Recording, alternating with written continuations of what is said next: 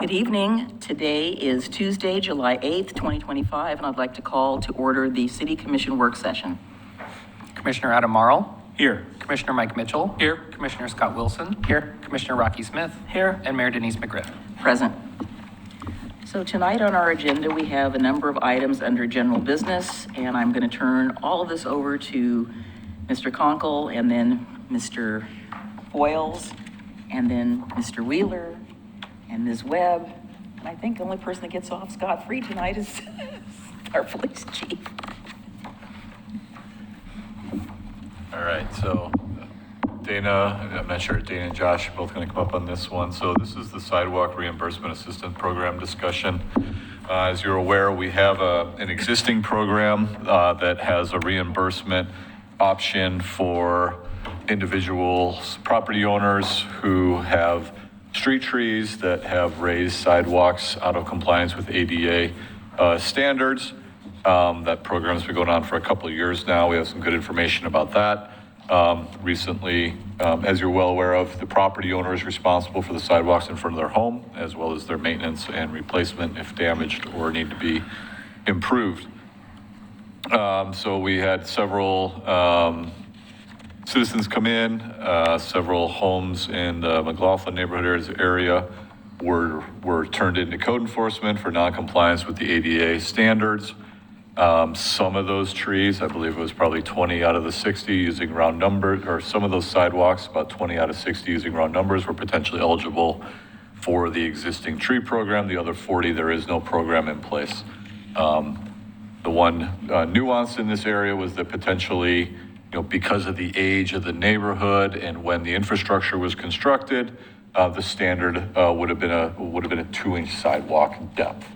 Now, under current standards, our standard's 4 inches. And so the City Commission asked us to go back and look at potentially some type of a program focusing on, substandard sidewalk sizes relative to today's standard. And so that's kind of where we started, and we'll be happy to present that tonight for discussion and direction from the Commission. Any questions before we jump in? Nope. I guess it's more of a technical one, and probably Josh can answer this. So someone replaces a sidewalk that is old and it's 2 inches, and then the new standard, how well do those match up? Or do they match up? Maybe they don't. So I would say our goal is to make them match on the surface as much as humanly possible. It doesn't always happen, but it does the vast majority of the time, where we try and make it look the same, even though it's gonna look fresher. Sidewalk doesn't need to be doweled in or anything.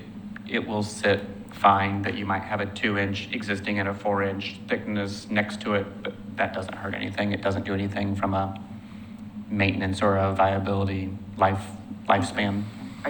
The only reason I was asking is when I replaced some sidewalk in front of my house, I don't know how much he dug down to get it so that it would, so it's even now. But I just assume, but most of our neighborhood it's hard digging there with all the basalt, and makes it really difficult, and probably more expensive because they're having to, you don't know if you're going to find a big giant rock in the middle of your sidewalk that only had a 2-inch sidewalk on top of it versus a 4-inch sidewalk. So, thank you. Sure. Whoever wants to start, go right ahead. All right. Well, I'm going to do the bulk of this presentation. Again, good evening. My name is Josh Wheeler. I'm the Assistant City Engineer for the Public Works Department, and Dana Webb is here with me, Public Works Director, for any additional questions as well. One of my roles with the city is to implement the permitting of work within the right-of-way, which includes sidewalk repair and construction. And my role is to guide and direct staff to provide those services and provide support and answers when technical questions and interpretations are needed. And so what we're going to do tonight is give you a more detailed overview of what we do and why we do it. And that's going to lead us to these technical questions on that have been brought up by citizens and commissioners for discussion at the end. So these are the topics we're going to go over. We're going to briefly talk about the city code and how that directs staff. We're going to talk about how public works staff and code enforcement staff work together to address those complaints, what permitting is involved. We're going to have a history of and a function of the sidewalk reimbursement program, and then some suggested revisions to code in the program that could answer some of those questions that have been brought up recently. So there are a few city codes that relate to this topic. The first one gives the city the jurisdiction to regulate and require permitting of work in the right-of-way. The second one here requires adjacent property owners to maintain the public sidewalk in good repair. And you're going to see that's in quotes. We're going to discuss what that means in a minute. City code also says that sidewalk repair is required within 90 days of notice from the public works director or their designee. If not, the city may do the work. It also states that when the city does the work, they may lien the property for the services that are rendered. And it states that if there's any issue, like an injury that occurs because of the deficient sidewalk, that the adjacent property owner is the responsible party in that liability. Now, I want you to note here that the code says 90 days, and that is not our practice. And so there's a difference in procedure versus code, and that's something we want to talk about at the end in our discussion items of which direction do we go, because we need to find a way to marry those together and make them consistent. Now, I will note that in the past 5 years, the city has only completed work on behalf of a property owner based on court direction once, and that was recently. It's extremely rare for these to go to court in the procedure that we use today, which does have to be different than code, but it's extremely rare to not have compliance occur. So when are sidewalk repairs required? They're required either when a complaint has been made to code enforcement and after inspection, the sidewalk was found not to be in good repair, or when a property is under development and the development triggers codes which requires upgrades of the sidewalk, which may be fixing broken sidewalk. It may be as much as fixing ADA ramps, which we're also going to talk about in a second. Would that also include new construction? And new construction, yeah. Development includes redevelopment, new construction, significant work on the property that triggers land use code that allows us to implement things. A type 1 in the planning world, a type 1 does not trigger those things. Anything type 2 and above does. Some of the type 1 does. I did have to go back on that, but it's limited to 10% of the cost of the improvements. And so we find out what's the best bang for the buck in those cases. That's happening a lot with these infill lots or middle housing that's occurring. So what does good repair mean? Well, there is no definition, and we don't know the history of that phrase, why it was created some time ago. But the way we've defined it within the department is that good repair means that it shouldn't, if it's in good repair, it should not contain a tripping hazard. That is how we've defined good repair. And a tripping hazard, it is defined by the American with Disabilities Act of 1990, and it says that a tripping hazard is 1/4 inch or greater of vertical separation between panels. That's how we determine a tripping hazard. We don't consider a tripping hazard the change of curb to sidewalk, of driveway to sidewalk, of private sidewalk to public sidewalk. Those are not the public path of the sidewalk, and so we're only looking at the public pathway, and that's really important. It doesn't always get understood. Read that. It's wrong. Did I?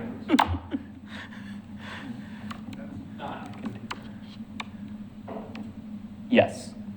Yeah. In good repair has been determined correct, which does not contain a tripping hazard. Correct. Yeah. Yeah. We stayed that. A little off. Oh, so say, you're saying it has to say does not. Right. I just want to make sure I understood what you said. So if I've got a driveway, the joint where it goes from my driveway to the sidewalk, that joint is not measured? Now, I'm talking about the car path of the driveway. So the car path of the driveway that may go over the sidewalk, that's not a tripping hazard. Oh, okay. But if you have a sidewalk that goes through your driveway, that is a tripping hazard because that's the public That is. way. Okay, gotcha. Okay, thank you. Yep.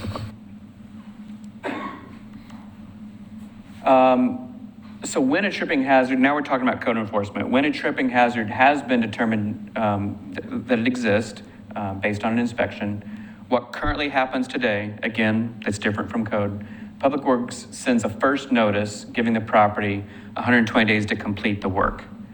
If there's no action in that first notice, Public Works sends a second notice giving the property an additional 60 days to complete the work.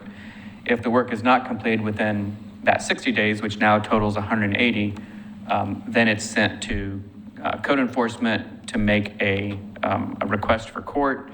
Usually code enforcement tries to give them one more chance, and except for some things in the past and a recent example, that anytime someone hears court, they're in our office for a permit the next day, it seems like.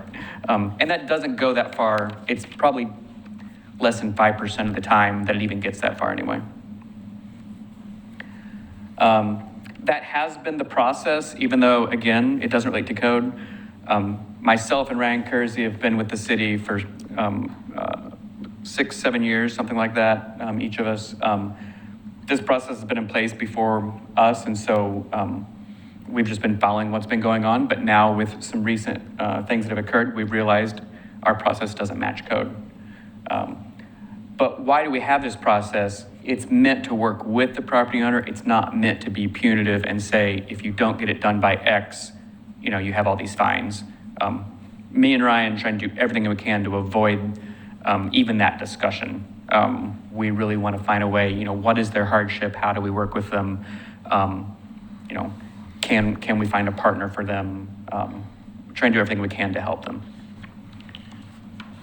Can I ask real quick, so the initial 120-day notice with the first notice, right? So the second one goes out after the 120 days, Correct. giving an additional 60? Correct. Okay, thank you. And that's based on after 120, one of two things occurs. We look and see, did we note that a permit was obtained? If so, okay, it's fine. If a permit was not obtained and we have no record of anyone contacting us, then we go do an inspection in the field to see, did they do it without a permit possibly, which happens. And then if it was not done, then they definitely get the second letter. If it was done and it's to our standards, then we cross it off the list because now the tripping hazard has been addressed. So back to corner ramps. So corner ramps, at every intersection in the state of Oregon of roads are crosswalks.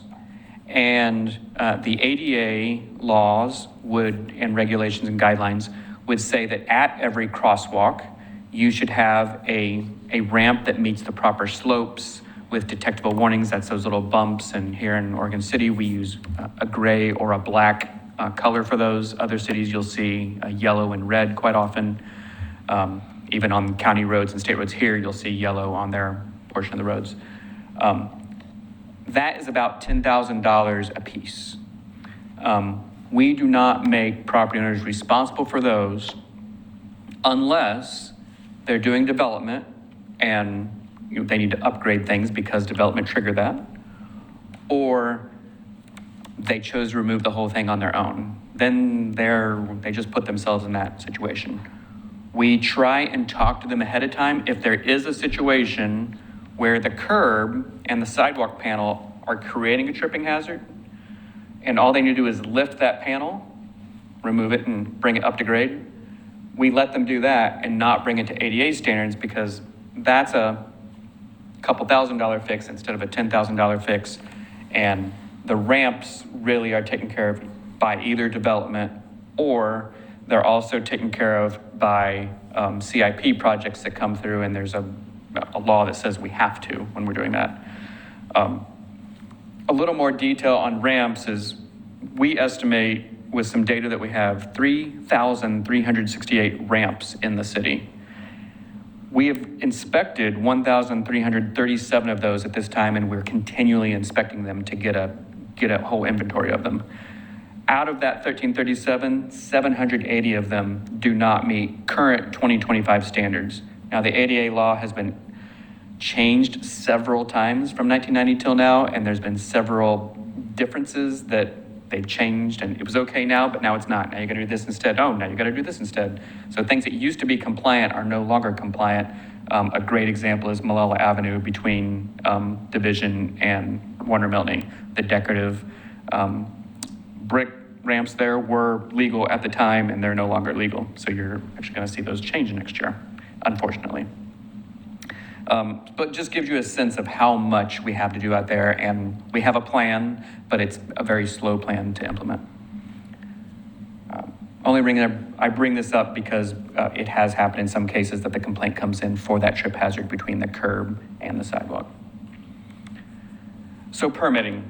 All work within the right-of-way requires a permit, and all isn't capitalized for a reason, because often applicants believe that only removal and replacement of a sidewalk requires a permit, but in fact, any work that you do. So you want to close the sidewalk to do an art project downtown, that requires a permit. You want to grind your sidewalk instead of remove and replace, that requires a permit. So anytime you're actively working in the right-of-way, it requires a permit. The permit costs are established by the engineering fee schedule. Costs are discounted when a property is participating in the grant program. And group permits are also available, which benefit properties when there's 3 or more joining together. And we try and keep that within a block or 2 of the area. You can't break that up throughout the city, but the group permits are meant to be one contractor doing several properties within a few block radius. Josh? Yes. So if the problem joint is right on the property line, is that when that group one would kick in? Or how do you Group permits determine are who's- whenever someone wants to join together. Let's say you have, let's suggest you have 10 properties on a block, and 5 of them have work they need to do, and they're intermixed, but they're all on the same block, or maybe they're within 2 blocks. Those 5 people get together and say, I want to use this contractor, we want 1 permit for it. Twice in the history since we've had group permitting, people have used that. We do make people aware of it, but usually, most often we find they end up going on their own. So who's responsible if it's right on the property line? If the issue's right on the property line, the 2 people need to work it out together amongst themselves. That's usually what we say. We don't want to get in the middle of that. We say, hey, if it's 50-50, which is extremely rare, I think we had it happen once, then we ask them both to work it out and let us know how they're going to solve it. And that's what they end up doing, because we don't want to, again, be punitive. When it's more than 50% on one side or the other, we say, well, this looks like to us that this is the majority. This would be our assessment, but we're open to discussion. Okay, So thank you. Yeah. So permitting, again, allowed permitted sidewalk is only 2 things. You can either remove and replace the entire panel. I'm going to explain that in a second. Per our detail. Or you can grind the tripping hazard if it's eligible. So first, what does entire panel mean? So the picture at the bottom is showing 2 different types of scoring patterns. On the left side of that, you see what looks like a 5x5 concrete panel. On the bottom side with the blue lines, those you could call 3x3 panels that end up being a 6x3 length of sidewalk width. A panel is back of sidewalk to front of sidewalk. It is not a square necessarily. So in the blue squares, there are not 8 panels down there. There are 4 panels down there because it's front of walk to back of walk. The other line is just a score line. And that does come up from time to time in the older neighborhood because there are some interesting score patterns that look like that, and they vary throughout the neighborhood. But to be consistent with our detail and to be consistent with what others have to do with the 5x5 panels, we require full width as the replacement. So 4 of those together would be a panel? No, 2 of those together would be a Oh, panel 2. because it's front to back. Oh, okay. Yeah. Yeah, width is what's important, and width we call front to back. Length, which is the running path, the walking path, length can be wherever that joint is. The picture in the top right is showing pasting. Pasting is something we're going to talk about here in a second, in the next slide actually. That's not allowed under a permit. If you happen to do it as a good steward of your sidewalk and there's no tripping hazard, if code enforcement was called for that, we would inspect it and say, there's no tripping hazard. It's not an approved method. There wasn't a permit, but there's no tripping hazard, so there's no code violated. So that's how we address those. We don't say you need to get a permit after the fact and change your method because there is no tripping hazard, so there's no code violated. Except for the fact they didn't get a permit, but we don't hold that against them. So that's how again, it's another way of working with people than try and make it punitive. That's just something we do as staff as a way to work with people. But when you're under permitting, you've got to do it the right way. And so under permitting, work that's not allowed is things like pasting or grouting or sealing. And there's some examples trying to be shown there. A partial replacement is shown there in the left picture. We try not to allow that. That doesn't follow our consistent methods. Injection lifting is something else that's been asked for a few times. We don't allow that. Partial panel replacement's not allowed. And then grinding. How grinding is currently allowed is if your vertical elevation difference is 1/4 inch to 1/2 inch, you're always allowed to grind.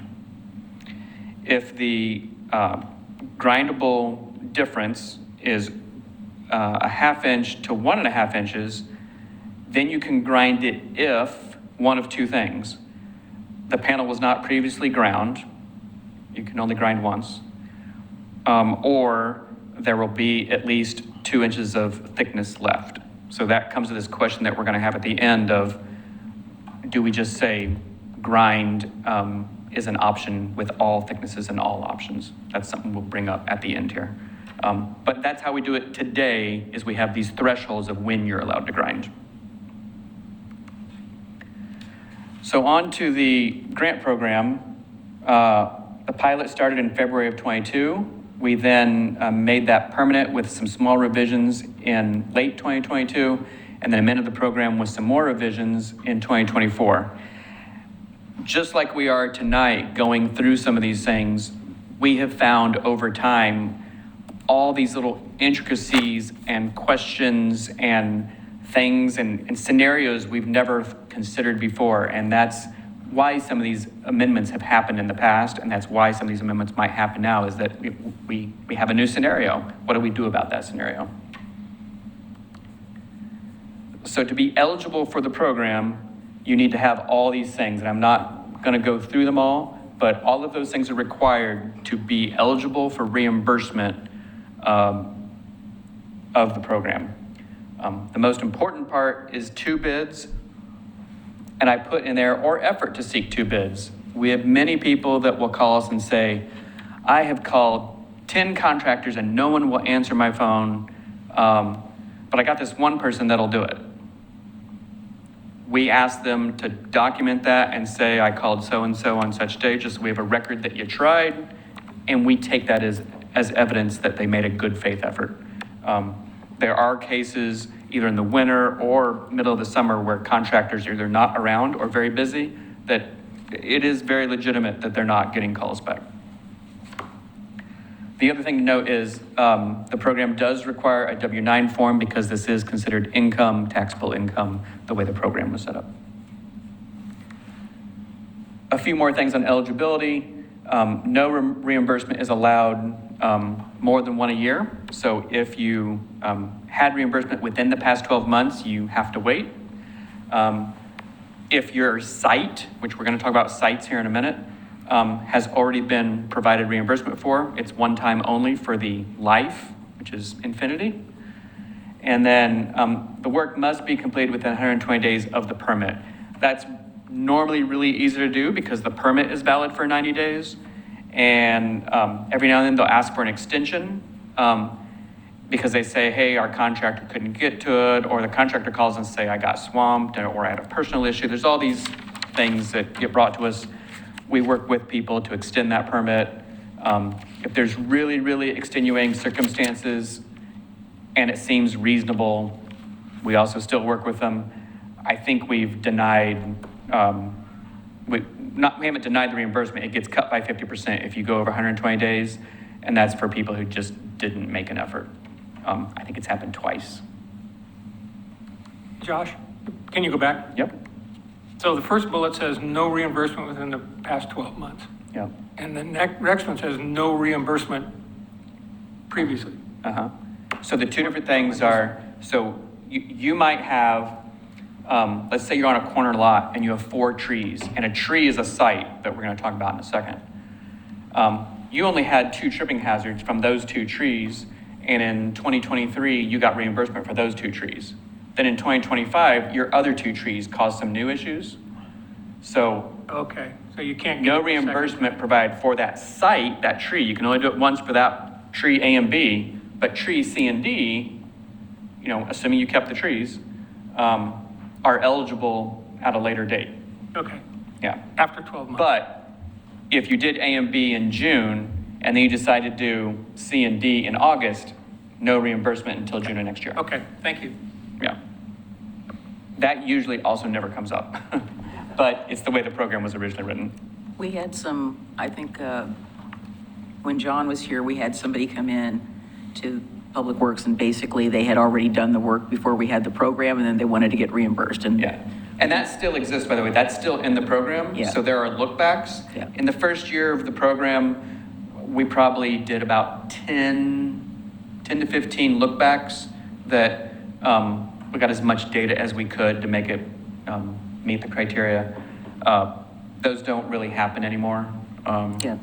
But yeah, Yeah, every now and then someone will say, oh, I haven't heard of that. And okay, well, if you can find, you know, proof that you had a permit and proof that you paid someone an invoice, then we're willing to look at that. Yeah. So here's the history of the program from February 2nd of 2022 to today. 171 applicants, $406,000, 407. During that period, from February of 22 to June of 25, we've had 243 code cases. Some of those are still pending. The point in that data is that not all code cases end up being a reimbursement situation. They might be a grind, they might be a whole other issue, so they're not always all reimbursable. So you're always going to have more code cases than you do reimbursements. So what kind of costs are eligible for the funding of this program? So at the bottom there, you'll see it's $1,500 per site is what you're eligible. And a site is defined as an area of a street tree. Has to be a street tree, cannot be a tree that's behind the sidewalk, has to be between the sidewalk and the curb. For curb-tight sidewalk, there is no such thing as a street tree in the world of the program because there's no way to verify that it was put there for that reason. So $1,500 per site, and if you have 1 tree on your property, you're up to $1,500. If you have 4 trees on your property, that's $6,000. We currently do not have any max to that, although the most we've ever paid out is $9,000.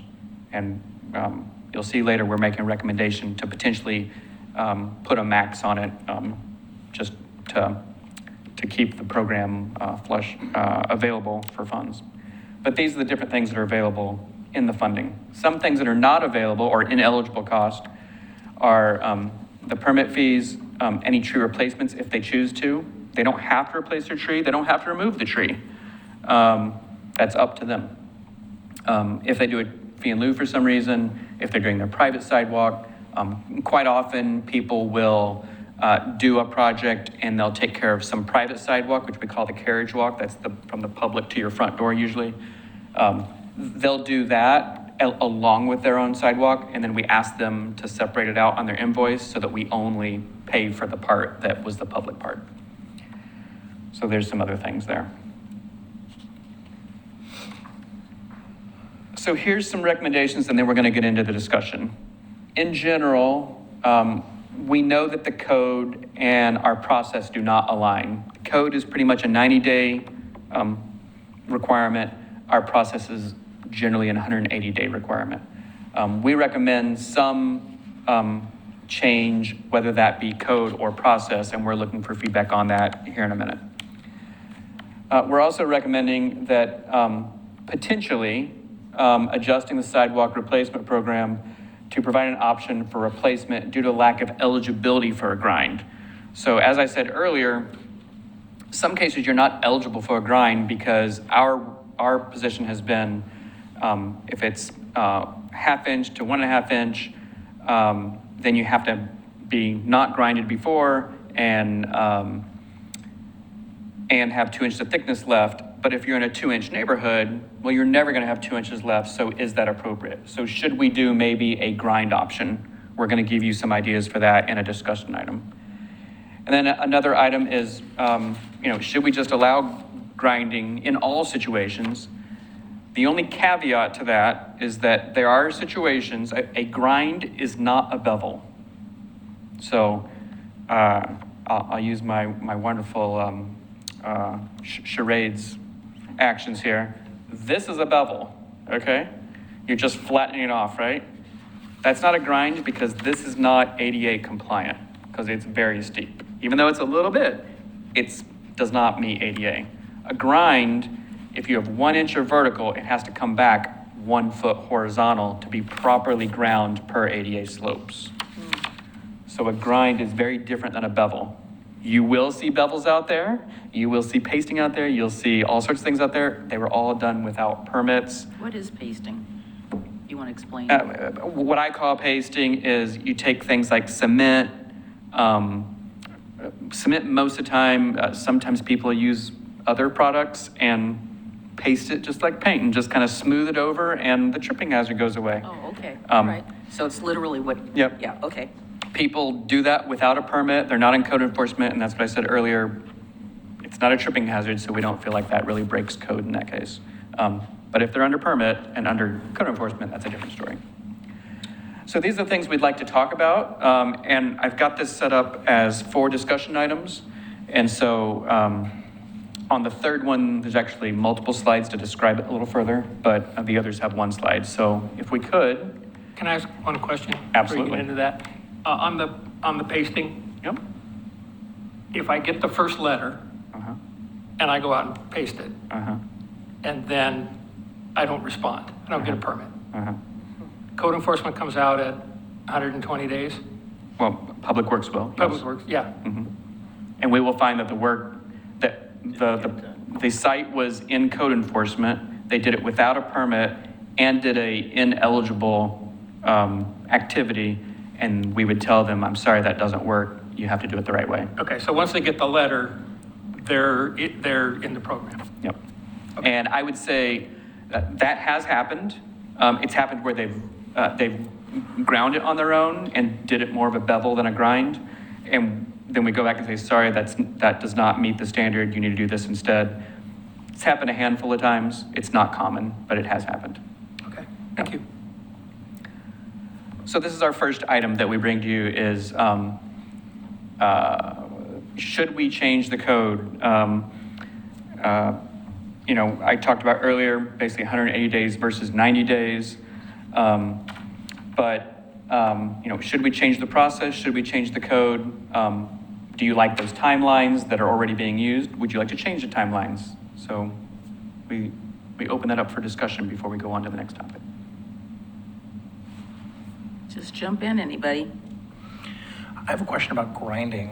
Okay. Why is it that a sidewalk can only be ground once? We've done that for the reason that the more you grind it, grinding is not a permanent solution. Right. However, it sometimes kind of is. So It depends. it really Yeah. depends. I would say most of the time, when you don't remove the tree still grows.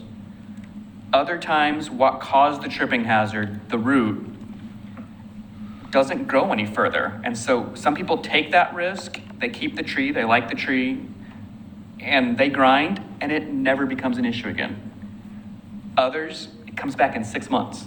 I mean, it's a huge variety, and I've seen it now as I've been in deep in this program for the past few years. I've seen both cases. So we try and offer a grind as a cheap option. It's much cheaper than replacement, but we know that it's not permanent and could be a bad use of your own personal funds unless that's the situation you're in at that time, that's really all you have. So that's kind of why we do that. We find that it reduces the strength of the sidewalk. The more you cut down, the more that becomes thinner. If it's thinner, it's going to crack more likely. If it's going to crack, it's likely going to separate. So that's my question, right? Is the idea of the structural integrity of the sidewalk versus how many times it's been ground. So say we have a 1/4 inch, right, that we have to grind, Yep. versus somebody who has to grind 1 inch, right? I guess what I'm asking is, what's the difference between the person that does a 1 inch grind once versus somebody that may do a 1/4 inch grind 2, 3, 4 times? Because at the end of the day, it's the same amount of material being removed via grinding, right? Sure. And I think my response to that would be, one thing for implementation of the program is it kind of needs to be an all or nothing. Either we say it's a one-time issue, or you can grind anytime there's still sidewalk left. And that's actually our discussion item 4, is do you guys prefer that we offer grinding in all situations multiple times? We are okay with that. It's not the way we're doing it currently, but that's an option that we find is reasonable. Okay. Yeah, and that ultimately gets to my question, like, again, looking at the structural integrity of the sidewalk versus regulating, like, how many times can you grind it? So I appreciate that. And there's no way to really tell, if you ground it twice, or if you ground it within 1 inch or a half inch, what's the structural integrity? It doesn't, there's not a discernible who knows? difference, Yeah. but, okay. There might be some difference, but it's too much of splitting hairs there, so it kind of feels like it needs to be one or the other. Either we say one time is enough, or we say however often you want to keep doing it at your own risk. So that's something we definitely want to do in our 4th discussion item. Okay, thank you.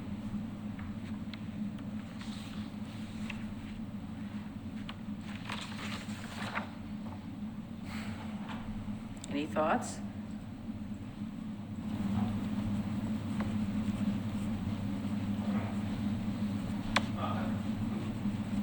I'm looking at the staff report, and you had a section, proposed code. First notice provides 60 days to get a permit. Second notice gives you another 30 days to get a permit. And I'm not sure why. And then repair gives you 90 days. And I'm thinking maybe that's not long enough. 60 days to get a permit seems to me like plenty of time. And then maybe 120 days to get the work done. But I guess I don't know. I don't really get the reason for that third step, other than it's a warning letter, I guess. Right. I can answer that. The permit timing, the software system that we use for permitting, we can put in we used to be more flexible and just say, hey, how long would you want? Oh, yeah, I'll get it done next weekend. Okay, how about a 30-day permit? We used to do that. Because of recent situations, we've had to standardize and say all permits are all the same amount of time, no matter what, going forward. And so we put in the system, because it's fairly common, 90 days as the standard permit. Could we change that to 120? Absolutely. There's nothing in code that prevents us. It's all about implementation. It's not code. It's how do we implement. And if you believe that we should do a 4-month permit instead of a 3-month permit, that's very changeable and easily done. How long is it, isn't a building permit 180 days? Building permit's 180. Okay. Yep. With respect to. But you have to be working. You can't just, yeah. You have to be working. Yeah. Yes-ish. Yeah, yeah. Is that an over-the-counter permit? It's an over-the-counter permit that you get same day. Yep, within 20, 30 minutes. With respect to how much time does someone need to seek a permit, there's a difference in the time of year that it occurs. What we are finding is that people who are looking for contractors in November and December struggle for 2 reasons. People are on vacation somewhere warm, and so they're not functioning during that time of year. They choose to take the winter off because they don't like doing work in the winter because you got to deal with the rain, and when you got rain, you got to charge more because then you have to tarp it and all these other things. But we can pour concrete year-round in Oregon, but not all contractors want to. So the pool goes down, and so let's suggest that you get a warning letter in November. If you have 60 days, that gives you till Christmas. Well, you got the holiday, 2 holidays, you've got contractor issues. We find that most people don't do work in those months, and so that second letter, often they call us and say, hey, there's no way that's gonna happen, can we have till February? Sure, we'll work with you, and we track that, and we note it and all that. That's why the second letter, for those that don't contact us, gives it that second warning. And sometimes people tell us that the second letter tells them we were serious the first time. That's like what they've actually told us. They're like, yeah, we kind of ignored the first letter. We're like, oh, whatever. But when we got the second, we're like, oh, you actually do need us to do this. That's what we hear from people. Other people, like my personality, I get a letter in the mail, I'm on the phone with the city the next day saying, oh, what do I need to do to, make this right? But everyone's different. So I would be a little cautious on giving them too little time because of the way times of the year fall. Okay, that makes sense. Thank you. Anything? Nope. So his question number 1, should we change the code? And that's really changing from 90 days to something else. You think it's fine the way it is? If it's fine the way it is, we're gonna have, we can do that, but it will put a higher stress on a lot of the citizens from the experience we're seeing. Most people take anywhere from 60 to 120 days to usually get the process done. A few people stretch beyond that, and a few people are right like that. But I would say on average, we see people taking 3 to 4 months to get a contractor and get the work done. I also appreciate the fact that staff takes into consideration there are sometimes extraneous circumstances that happen that are beyond somebody's control, and we have to have some flexibility for those things. Yep. And we just note, we have a spreadsheet, we put notes that says, hey, this person had a death in the family and they said they won't be able to get back to us for a month. We contact them a month later and say, hey, we haven't heard from you. Hey, how did things go? Are you doing better? Yeah. And that's how those things happen.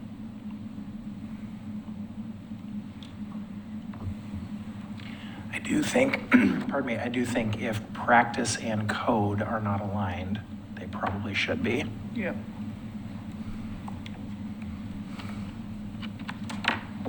I think we would recommend expanding it then. Yeah.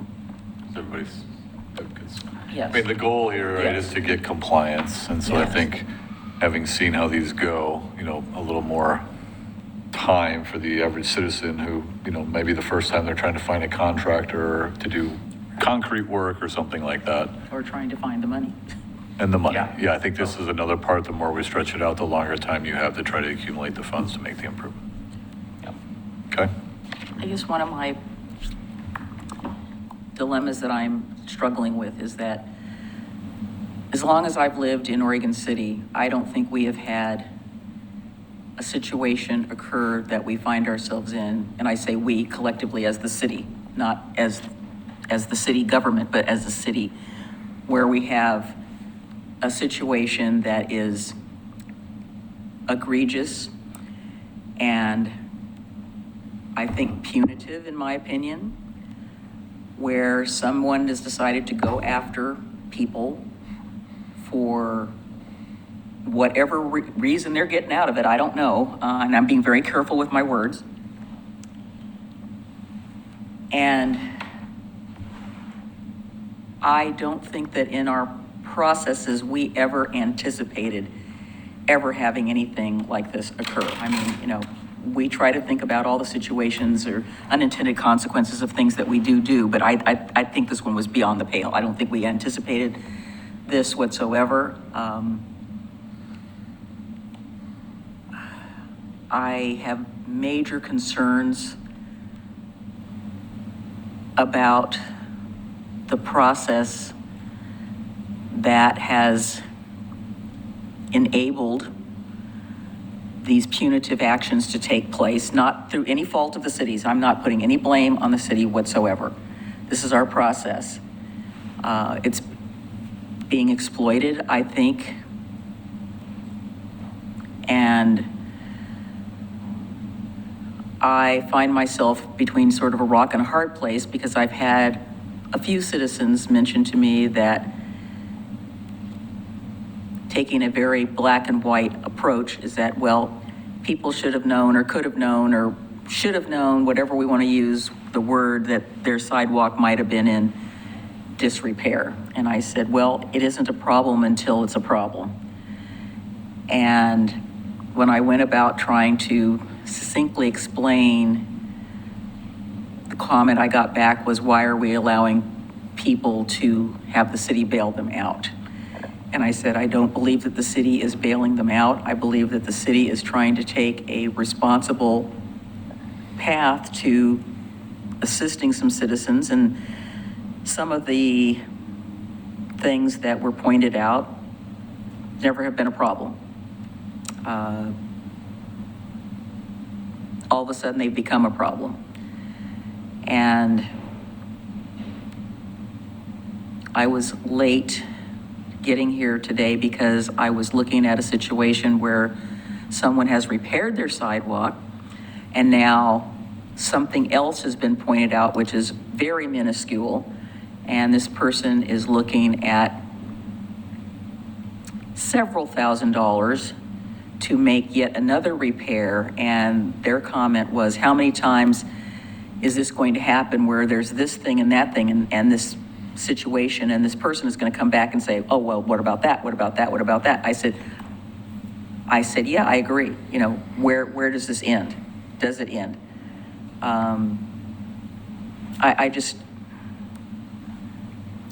I don't know what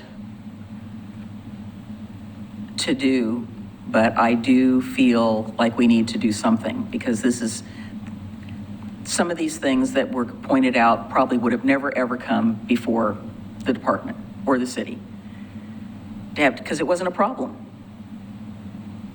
And I can tell you, if I may, that I have a feeling I know which properties you're speaking of. If you go back 5-10 years ago, tripping hazards were reviewed visually. Yep, that's clearly a tripping hazard. Sure. Yeah, there's not much there. Yep. In the last 3 or 4 years, you know, we've been using methods like tape measures and levels.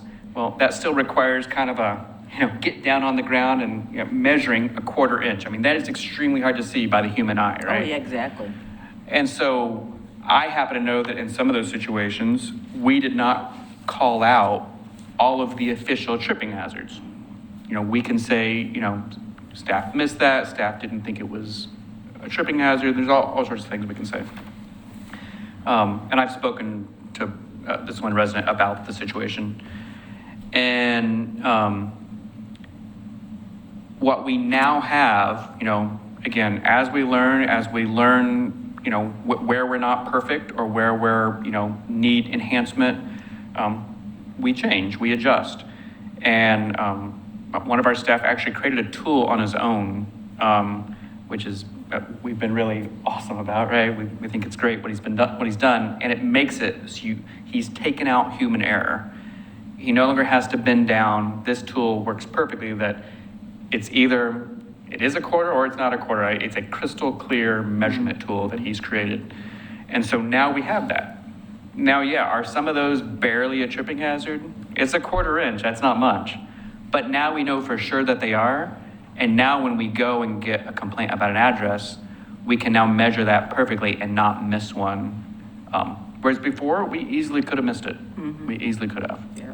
So, I will tell you something that is a tripping hazard. As much as I support the ADA, those little bumps.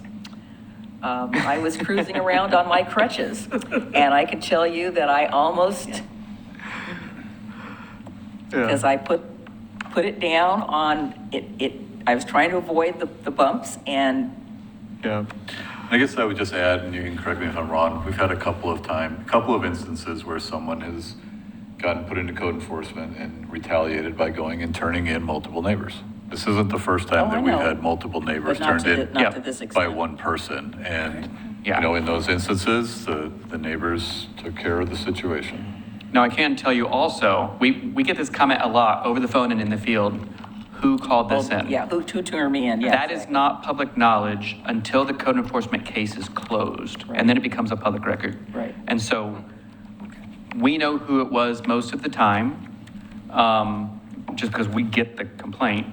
But our response to them is like, I'm sorry, I cannot share that with you. And then they'll say, well, do you think it's such and such? I can't tell you if it was Yeah. that person, but you're welcome to seek that record once it's closed.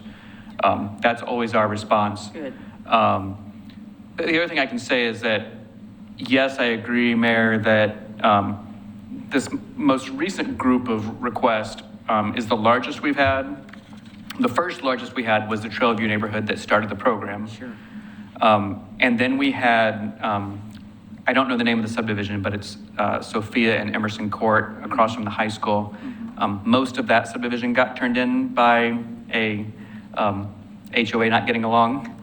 And that's been mostly addressed now. And then the Conway neighborhood, I don't even recall why that one got called in, but that was like about 20 properties that got called in. So it has occurred throughout the history of the program. This is just the largest one we've had. So, I think I've heard from the commission, you know, that they, process-wise, the longer timeline works, and we can bring back a code that we propose to a commission meeting. Do you like the 3-step process that you get a first and second warning? We're going to talk about what those warnings say in a second. Yes. But that you get a first and second warning, and then a final code enforcement, please don't go to court, you know, from code enforcement officer that says, please, can you just do this? And like I said, 99% of the time that works. So if you like that method, we'll continue that method, and we'll propose that in the code. I think that's reasonable. The concern I have is, how can we help the people that are subject to this right now through no fault of their own? Yeah. You know, I don't want anybody to get a letter that says 30 days left and now you're going to court. Right. And I can tell you, you know, where we're at right now is that first notices went out, what is this, May now? May or June? They expire. The first notice, the way we're currently implementing the program, is they're not going to have a second inspection until September at this point. So people have a lot of time. We've met with a group out there, met with a different group. Others have been calling us. We've been visiting them on site and doing consultations. That's another thing that we do. When people get letters, yes, the letters can sometimes be a bit stark, a bit like, oh my gosh, what do I have to do? When they call us, usually any stress usually goes down most of the time, not all the time, but most of the time, because then we meet them on site, we talk about what they can do, we talk about their options, we talk about the reimbursement program if it's eligible. That usually makes most of the stress go away to a reasonable level of stress and not the initial gut feeling. So, yeah. When we get multiple complaints in one area, does the city do anything to like connect neighbors up to benefit from like the economies of scale if they're working together? The only thing that we do at this time is if people come to us and say things like, how are we supposed to afford this, or how can we do that? That's when we say, oh, by the way, there's a group permit. You can do this under one permit. We recommend you talk to your neighbors and, work together on one contractor for one permit. That's how we don't get them together ourselves, but we do offer that when we hear that message. You think we should go on to the second topic? So the enforcement letters, we provided those in the packet. They have been amended numerous times over the years, a few times since I've been around, to try and create clarity of language, clarity of timelines. If we adopt new code, we'll need to revise them, at least from the numbers standpoint, the dates. But I know there was some concern about softening the letters further. Do you have any recommendations, or what would you like us to do with this question that had been brought up? We are sorry to inform you that you have a code issue. So when they get this letter, their sidewalk's already been painted? It's already been painted. Okay. Yep.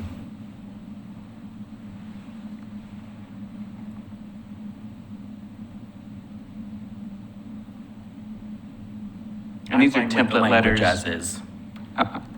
You said you like it as is? I'm fine with it as is.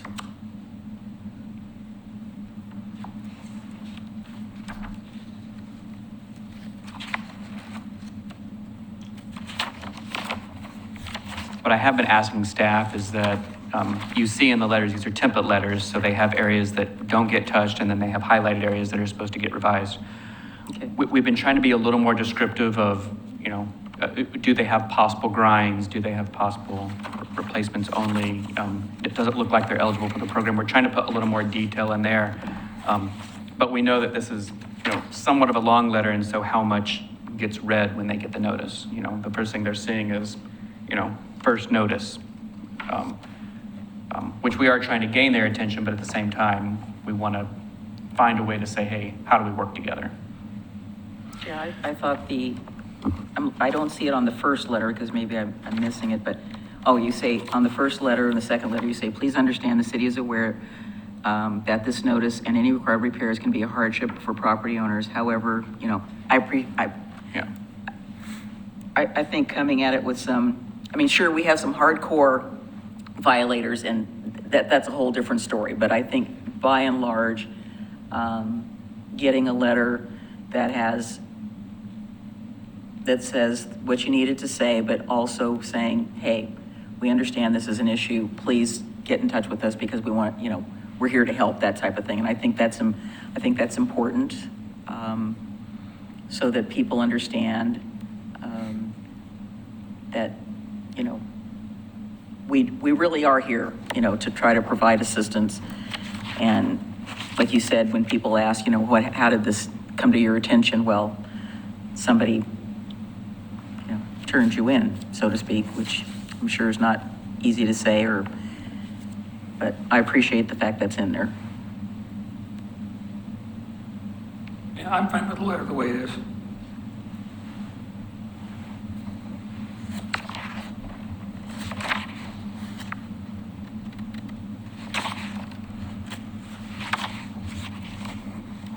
Any other thoughts, or would you like to move on? And you said on here you send certified mail. Yeah. And feel free, if you think about it further and you're like, hey, could you change this and wordsmith this way? Feel free to send those messages to me directly, and we'll look into making adjustments. Feel free. So this is the longest discussion item. The fourth one is just should you allow grinding? And so that I'm hoping is a little quicker, but this one's a little bigger. Should we add a new eligibility for types of replacements? Should the thinner sidewalks be eligible without a tree impact?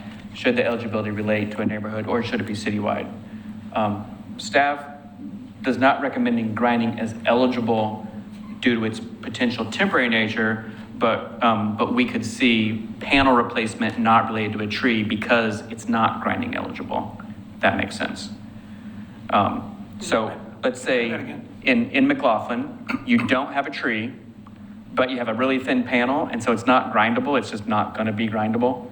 And so should we add into the program an ineligible grind is forced into a replacement, even though there was no street tree, should we reimburse them per panel? So, and I'm going to give you some details on that.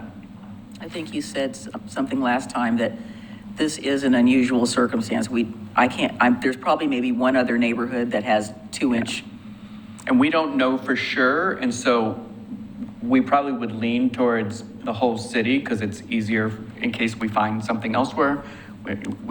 We assume where all the thicknesses are, the older areas. We don't know that 100% for sure. And we do recommend potentially, if we're going to amend the program, potentially putting a cap that any property has a maximum of 9,000. But that can be whatever you wish. So what's the difference? The current program, again, a street tree is involved or likely involved. And I put the word likely because you don't know for sure that tree caused it. Sometimes you do. Sometimes it's close enough that it passes the sniff test. We give them the benefit of the doubt.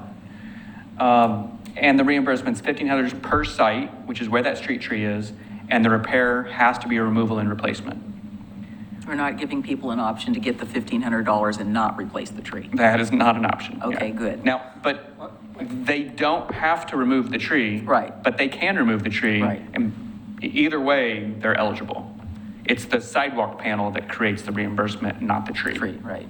But the tree makes them eligible for the reimbursement. But if I think we should give them the full amount if they replace and put in a tree that's more appropriate. If they don't put in a tree, I don't think they should get $1,500. Okay. I mean, as much as we are trying to keep down the heat dome that keeps getting created, I mean, it was a little close to 100 today. Guess where everybody was parking? Under the shade of trees. The rest of the areas on the pavement, it was hot. I mean, I don't know if it was frying egg hot, but I can tell you that 1,500 in most cases does not cover their full cost. Most people spend more than that. I don't have it tonight. I had data at a different time that showed how much out-of-pocket people really have. On average, I want to say it was like $800 because most costs are in the $2,500 range for a one-site situation. And so on average, when you looked at it as a whole, most people's out-of-pocket was anywhere from 0 to 800. do we allow for any exception if somebody, let me ask the question this way. Do we let people know if we're going to be having a street tree planting program through Friends of Trees that's coming up and they need to replace a tree, do we let them know that they could be eligible to get a tree for, between $35 and $40? That meets the city standards, they just pick it from the list. The only time that we do that is if they come in. So what happens is if they want to remove the tree, engineering sends them to planning to do a tree removal permit, and then planning messages how to do replacement or if there's a Friends of Tree program coming up.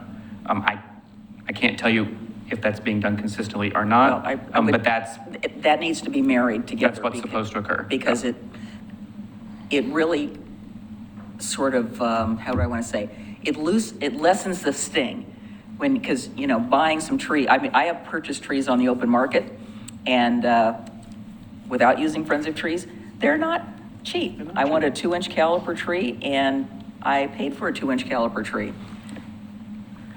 So, good feedback. I'll make a note to the planning group about your comment. Well, it could be in your documentation. And it could be in the document too. That says, But yeah, hey, by the way, if we have a program coming up, you're eligible to get a tree for a cheaper price. and we've talked about this last before. I time know I've out. conveyed it to them previously, but I'll do that again as a reminder. Yeah, and it wouldn't hurt to reference that here too. I mean, give them 2 reminders that there is a tree replacement program. Yeah. That's how I replaced my tree when my sidewalk was busted up. It wasn't the right time to plant either, Right. which was the other problem. So I left the hole and then I put my name in for the street tree thing with Friends of Trees and Yeah, I remember us emphasizing the need for these to be connected. And just to be clear, they don't have to wait until a planting event in their neighborhood because they can, to my understanding, just reach out to Friends of yes, Trees and they and get can, it figured out. they can help. Yeah. On an individual basis.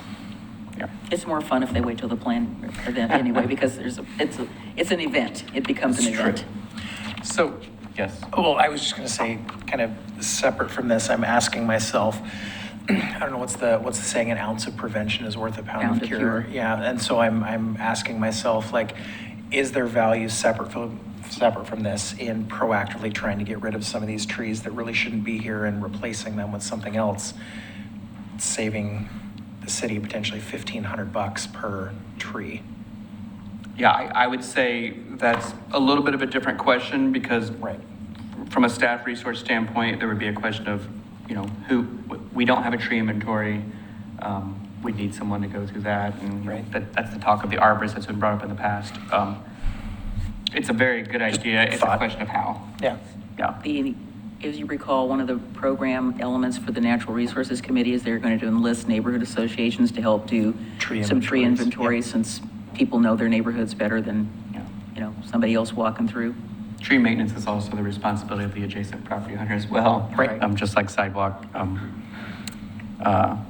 But back to this, so the current program is $1,500, and assuming that, we'd like to keep it as it's been functioning for the past few years. Another idea for these older areas that have the thinner sidewalks is potentially doing a per panel cost. And if you choose that, we're recommending a $400 per panel. The reason we're recommending that is we have found that on average, they tend to be about $800 per panel. And so there's a sharing of the cost that way. Yeah, I but in like this that. situation, it would be a remove and replacement, not a grind, it'd be a remove and replacement. But a street tree was not involved. Right. It was a thin sidewalk. And so that's something we would add to the program if that's something that's desired. But before we talk about it, what does this all mean? So I tried to put some more numbers together, and they're not necessarily going to be consistent with past numbers because data changes depending on if you're in May, June, or July. In general, I have this list right here. This list right here. And color-coded, I And think. it's beautiful, isn't it? This is the list of the McLaughlin area trees that I have in code enforcement right now. There were 69 locations. 5 have already been completed since they've been called in. 64 in code enforcement. Have the 5 completed apply for the program? I don't That know. involve trees? I don't know. Okay. I was not able to get to every single place, so I analyzed 42 of the 64. That's how many I could get to in the time that was available. Out of those 42, 21 of them had no tree impact, meaning there was no street tree. 21 had a tree impact, and this is 21 addresses. Out of those addresses, they had anywhere from 1 to 3 trees, which means 1 to 3 sites. 31 of the 42 had some grind eligibility that was going to be anywhere from 1 to 5 panels of grinding. 33 of the 42, because some was grind and replace, maybe they had 10 panels and 4 were grind and 6 were replaced. 33 of the 42 were in some version of removal and replacement. Some of those 33 addresses were as little as 1 panel. We had a few or at one that was as much as 21. We have one property that, so it's just 21 panels is how bad their adjacent sidewalk is for a single address. And this is a corner lot, maybe? It's a corner lot. Okay. Yeah. We had one that was 19, we had one that was like 11. I have the data here. But the reason I say that is this is not a box. The variety and the range is just huge. And some people have a small problem. It's just a tiny little grind. Some people have a substantial problem.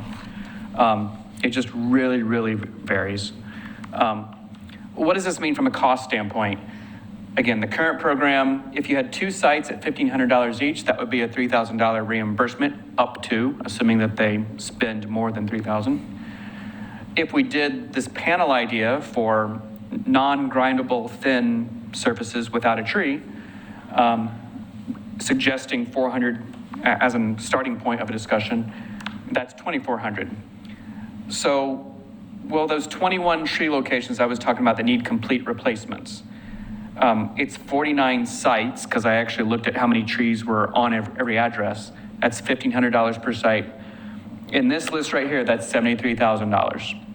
if everyone goes through with the program, and that's what they choose to do. Out of the non-tree locations, there are 96 panels, and if you do that at 400 per panel, that's 38,000. So if this list follows this concept of a program, we will be reimbursing 100, I can't do math this late at night, 111,000, something like that, a little over $100,000, and the program is budgeted at 125. So there is a little bit of concern for that of, if we come up to a max, what do we do going forward? Because that's for the fiscal year, 1 year of the fiscal year, right? 125 per year, to June 30th of next year. So keep that in mind. And Dana can talk more about budget. But that brings us back to the discussion. Should we add the new eligibility, potentially at the 400 type idea?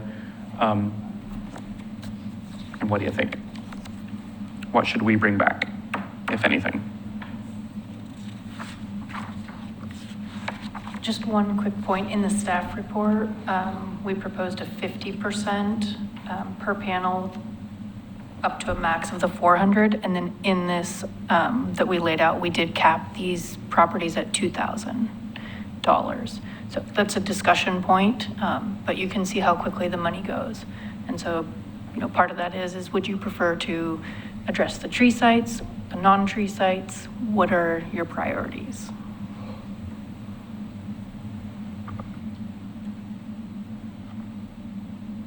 I'm just thinking about the person that's got 21 panels.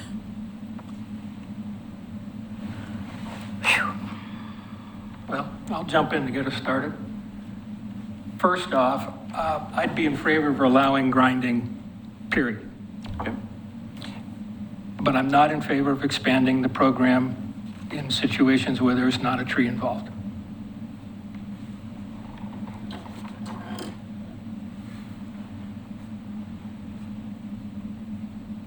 Whoever wants to go next. I also want to talk more and would be interested in expanding grinding. I would be interested in expanding the program for thin sidewalks. In the pocket. I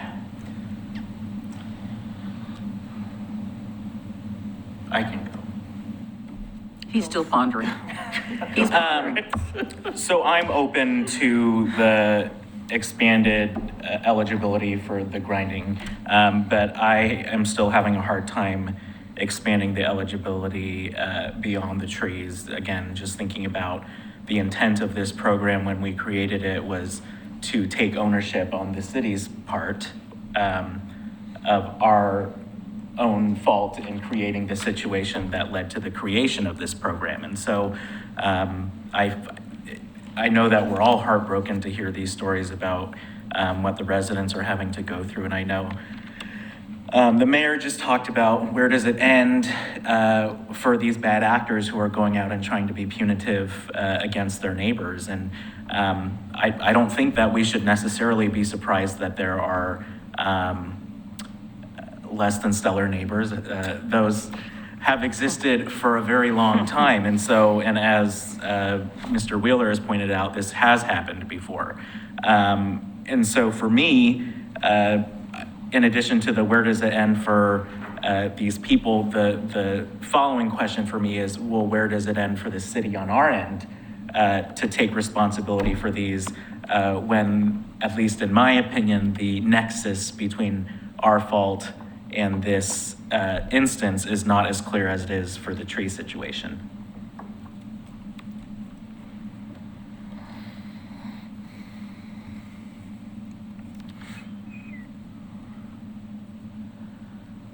I don't know what to say, honestly, but the concern I had the last time was once we start helping people with the sidewalks, it's going to be an endless thing. That's why I was concerned about it the first time. There were issues that needed to be addressed. So to some degree, I agree with that. I mean, if we go to where we I would not be for, doing individual neighborhoods. If we do one neighborhood, we got to do them all. We can't be picking and choosing which neighborhoods we have unless there's some difference for those neighborhoods. And I think in some of the tree instances there were. I'm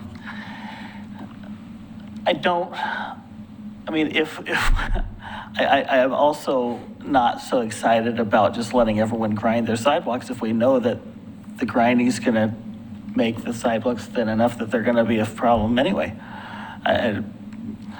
So I think we've been smart about, especially with the 2-inch sidewalks, saying you can't grind, beyond that.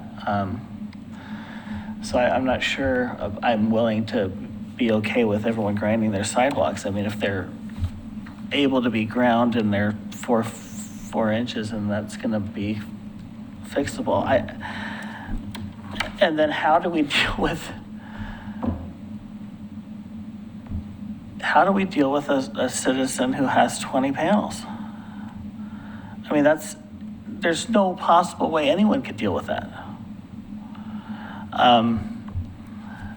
So it's very, very hard to figure out how to deal with it because, when we look at it and say, by giving the $1,500, people are getting their cost down to $800 or so a person. Well, that's reasonable. I mean, I could probably even afford that if I had a sidewalk that I owned, but I can't imagine the situation of having to deal with 5 or 6 panels or more. And so I don't know how is there a way of dealing with those? It's hard to say, it's so complicated, right? Because we could say, gosh, that's an outrageous burden, but also if they've neglected their sidewalk for their entire lifetime of the home, then that's probably the situation they're in. But there are variables too that, maybe wasn't all caused by the homeowner. I don't know. What if there Once we started doing this process, we opened the door to anyone saying, well, you help this neighborhood and not the others. And, with the beginning of the tree thing where I knew that the city had kind of, whether they were told or encouraged to plant the wrong trees, the city should have taken responsibility, and we did for a lot of that. But at that point, how do we stop? Because we have opened the door a little bit, and it is a huge expense.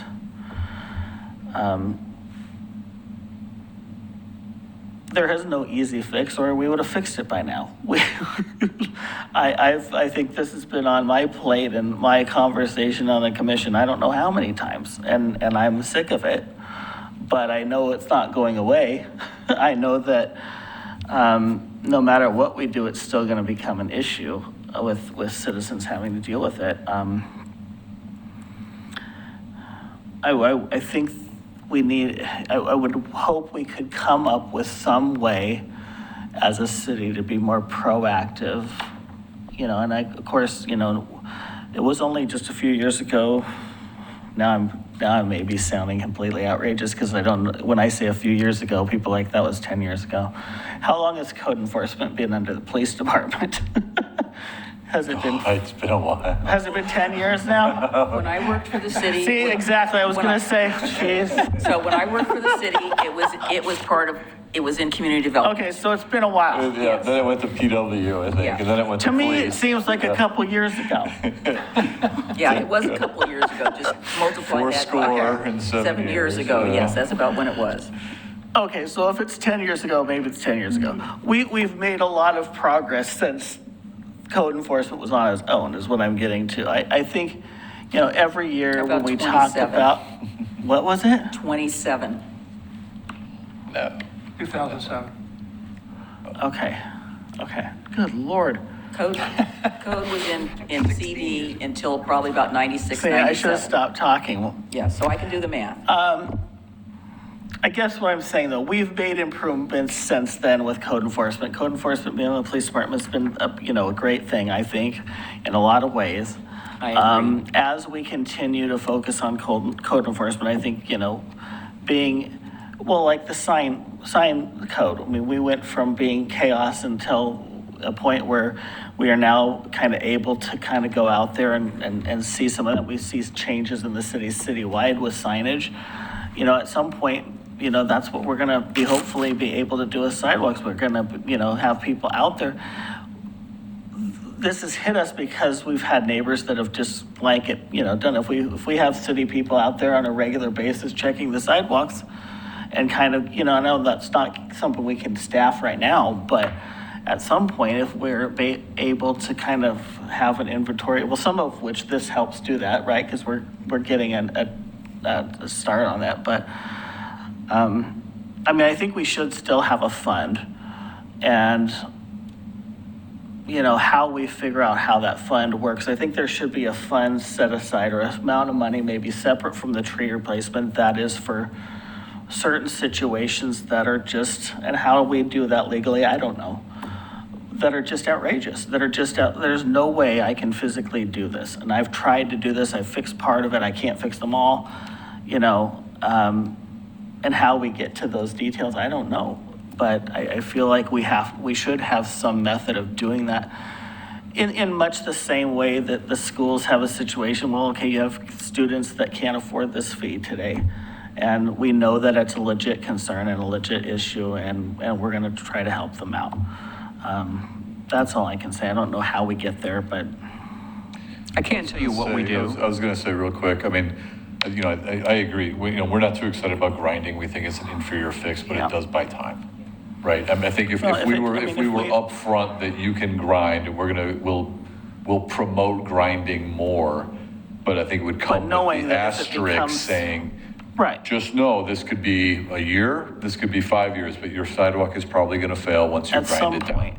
You Yeah, know, okay, between and if that does- water and freezing and just stepping on it or root intrusion, Okay. right? Something's going to pop it.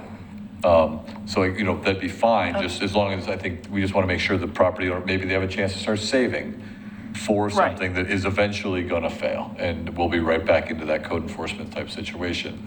Okay. The other thing I was thinking, you know, yeah, let's, you know, we could, you know, if you wanted us to, we could think about, you know, are those, you know, those unique circumstances where maybe it's, okay, you've got 18 panels.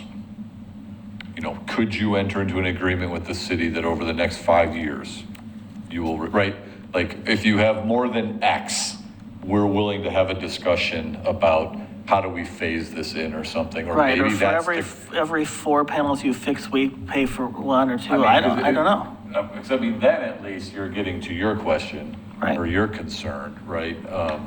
If that's the way we want to go. Like I said, I think there's things we could do for these one-offs, Yeah. right? And But I it's think like, the 21 but and the if you have 19, yeah. 6, I mean, That's a lot. like, That's it's still a lot. I know, but it's probably not going to be unheard of, right? So like I'm thinking of when Yeah. you see 20, you know, You're doing the that's whole- a big. I mean, that's, what, over $16,000 if they're 800 a panel, like, that's.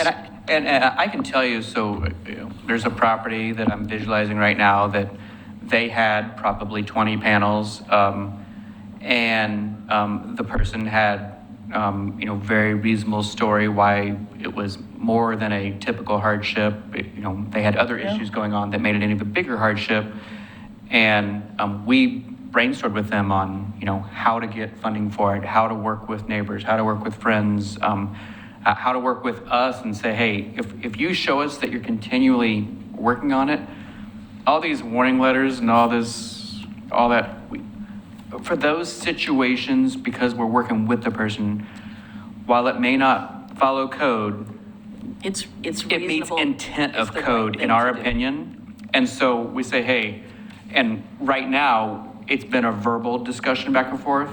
And what it's resulted in is that they figure it out. And that's what this person ended up doing. They figured it out and actually surprised me and got the work done. And they found a contractor who, you know, reduced the cost for them. There's another person that I know we were on email strings with that, you know, they would prefer to replace. They don't really have the money to replace. And so I recommended the person, like, I really recommend you grind it now. It's grindable. It may give you 6 months, it may give you 5 years, it may give you 20 years. I don't know. But if I was in your situation, that's what I would do. And so we try and have that put our feet in their shoes situation when we have those discussions. Well, I think that the other thing that we need to keep in mind about this particular neighborhood is that it has qualified in the past for community development block grants. Now, where they are these days, I don't know. But we got sidewalks replaced in the 90s and 2000s in McLaughlin because the neighborhood qualified for it. And some of this got cleaned up, but others have happened over time. So it's not like the neighborhood is, you know, I don't want to throw out a name of a subdivision, but let's say something up in Holcomb. We're not that neighborhood. That's not that neighborhood. We have a variety of income levels, and I know that's not really our concern, but I think we have to have a little bit of compassion. Yep.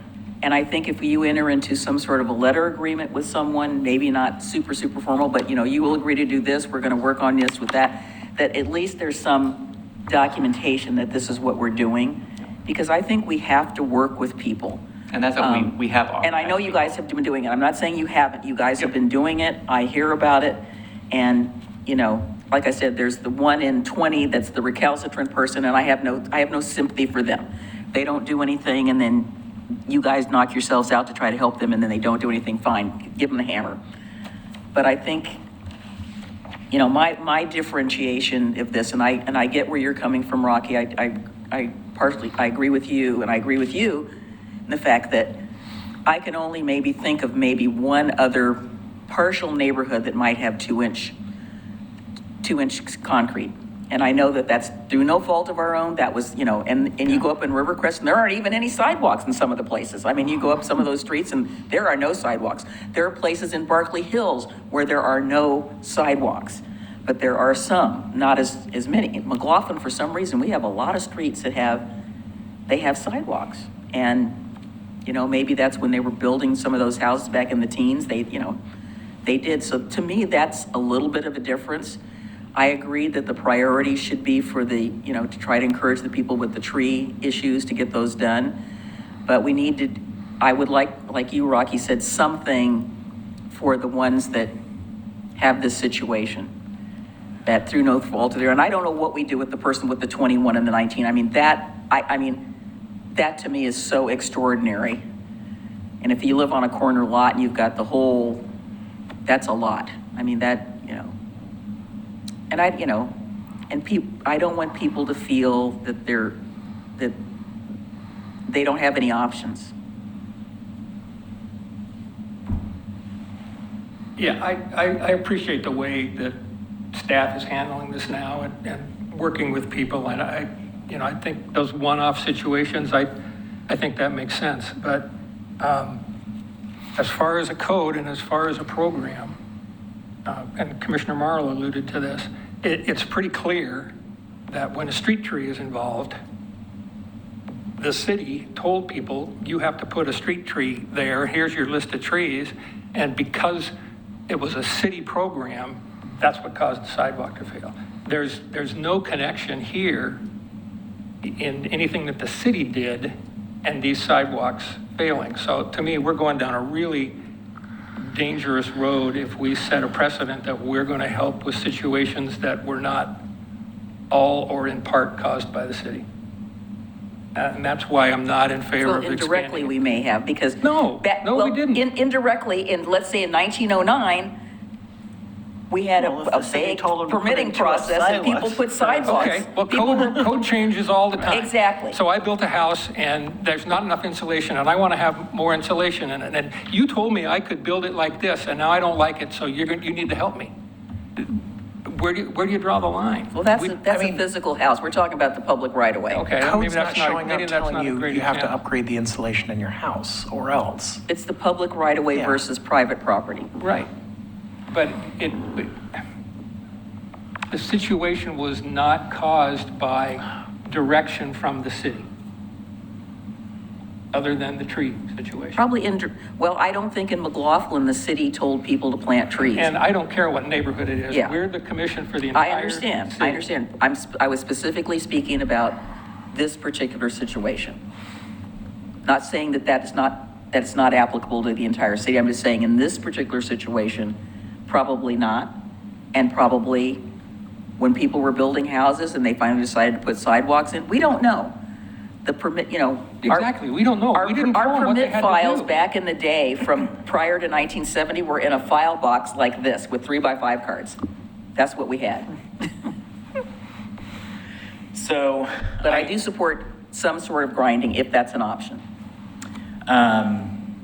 Again, I feel very terribly for the people who are experiencing this. And I also feel really bad for every other homeowner in this city's history who has had projects that they've had to do on their homes to make sure that they're still able to live there that may have been cost prohibitive for them, that we did not cover for them. And it's where do you draw that line? And that's where I keep having an issue with this. And I know that this commission, we strongly support our McLaughlin Conservation District. And in fact, until just 2 or 3 months ago, 4 of us lived in that neighborhood, and now it's 3, and the 4 of us who lived in that neighborhood all live within 2 blocks of each other. So this is an area that we care about a lot. But we are elected to represent this entire city, and making specific one-off carve-outs is not equitable to the other instances that Josh brought up to us that have occurred with spiteful neighbors, and it's going to keep happening. And that is a huge liability on us. And at what point do we stop until all of our discretionary public works funds are completely used up and we can't use it for any other capital improvement project? So let me ask this, should we skip to item number 4 and talk about grinding? And then whether that would be allowed in this area, which would theoretically, if it were to be allowed, allow some of these folks, instead of having to replace however many panels, they can grind it, understanding. If there's a lift. If there's a lift, right? Understanding that this isn't a permanent fix, that this may still have to be, but again, buying time. It buys time. Yeah. And hopefully putting down a marker for being ready with the funds should that opportunity, or should that instance come up. Now, the ones where the panels are cracked or whatever, there's, you can't grind that. But, Right. I know in cases of where the city has public right-of-way, that there has been some incidences where the city has ground down the sidewalk. I think we heard through this discussion what the answer to this question on 4 is. I had heard 4 of the commissioners saying absolutely grind in all situations if it's physically possible. Commissioner Smith, you were a little bit like, I'm not so No, sure but I about that. understand the timing and how that, I mean, I'm okay The with it as caveat. long as the assurance is that this may not be the full Yeah, fix. Sure. that this- As long There's a as we caveat. educate. That Yeah. they say, we So say, I think look, that's kind of a yes is you what can I got fix from this, everybody. but Okay. by the way, Right. this isn't going to be permanent. Yeah. In some cases, like you said, it might be permanent. Yeah. Yeah. And that won't be And if it is, codified, great. that'll be I have a written policy that explains Right. how we do things. Right. We'll update our policy. That's fine. Can you go back to that other slide? The one I was just on? The one you just had up. Yeah, number 2, what other methods would you be talking about? So, I mean, the other question in this item was, okay, so. Not pasting. You're all suggesting that we allow grinding in all situations if it's physically possible.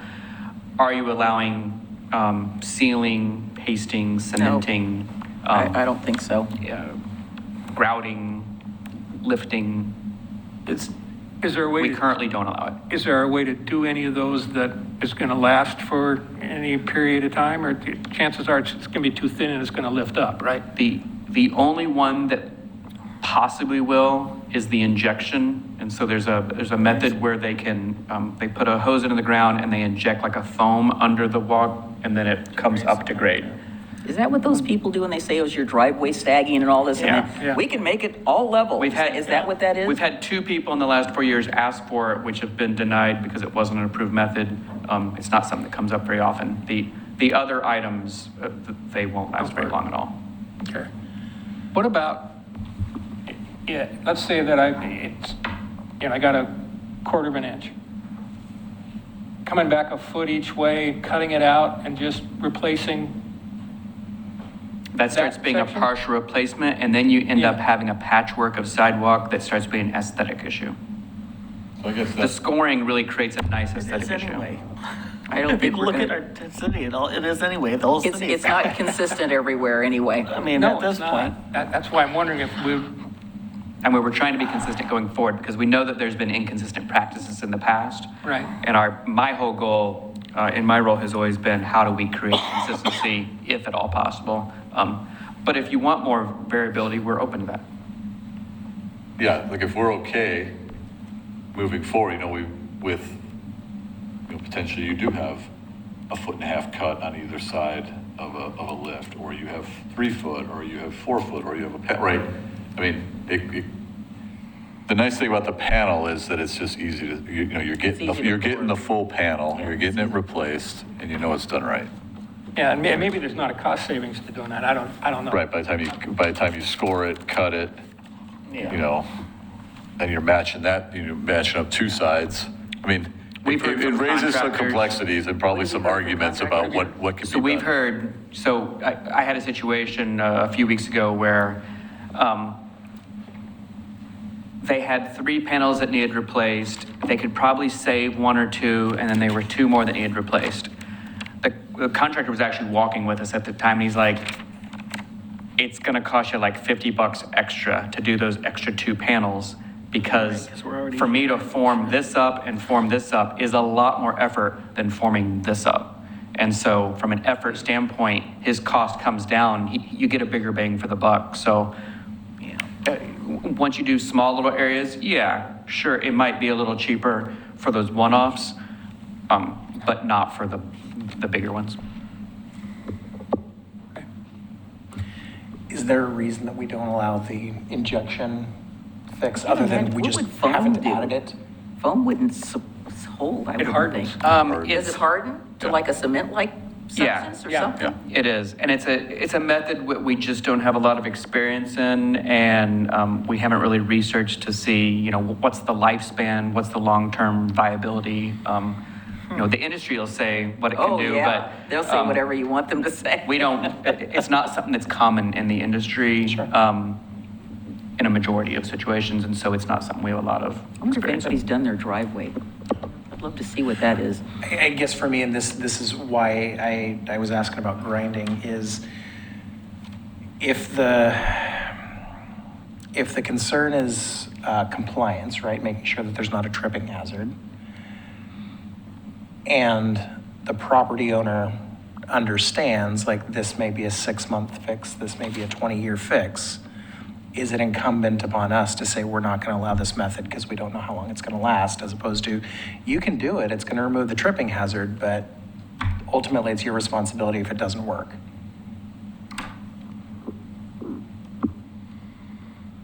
Yeah, to me, that's like throwing good money after bad. But it would be up to them, and I think our point is we wouldn't reimburse on that. We would wait, because one of the things we identified was 1 payment per site. Yeah. Right. Right, so if you grind, we have a feeling it's probably gonna fail, but then you'd still be eligible then for the, because that's probably what's gonna happen next, right? You're gonna get to a point where you can't grind anymore, right? Because it'll just fail on its own. And so at that point, you're in a replacement situation, which if there were a program, you'd still be eligible. But if there's no program, it doesn't matter. Right. At that point, grind it until you can't. And then you gotta replace it. Like I said, it buys time. Yeah, I'm not particularly interested in telling people that they have to make decisions based on how long we think it would last. Kind of like, you can do it, but ultimately, it's your responsibility. Yeah, I think to we make just, sure it's compliant. it's always, I think as long as we're clear, like if we're gonna issue a permit for that this is not a final, like, well, what'd you give me a permit for? Well, we were very clear that this is a temporary fix, right? This isn't, we don't like to give permits for things we know are gonna fail. Right. And it also, again, gives an opportunity for them in advance to begin reprioritizing their finances. So when that day does come, hopefully very much down the line, that they will be better prepared for that. Do you know, In light of some what other roughly does it cost to grind? Oh, Like- so if we're saying that we've experienced $800 per panel on remove, replace, I've seen 1 to 300 for a basic grind. Okay. That starts going up depending how many grinds there are, but, if it's a couple grinds, we've seen, we aren't privy to those invoices all the time because it's not part of the reimbursement, but Sure. we have seen them a few times. Okay. Yeah. But you could also imagine if you had half of those were eligible for grinding, you could probably, once again, pool. If they're out there, they're mobilized, Might as well boom, just boom, everybody boom, do boom, it, boom, yeah. Much easier that way. There are economies of scale there. And then how do we protect the contractors from getting harassed by who don't want to come work in our city anymore? I guess we're down to, is this a new program with reimbursement or not? It sounds like, yes, we're gonna change the timing, we're gonna change the code to allow more time. We're gonna stick with our noticing as we're doing them with multiple letters and follow-ups before we get to court. We talked about Friends of Trees, we'll just check that with planning, expanding the grinding option with a caveat explaining that, this is really temporary in nature. And so I think we're back to number 3 here.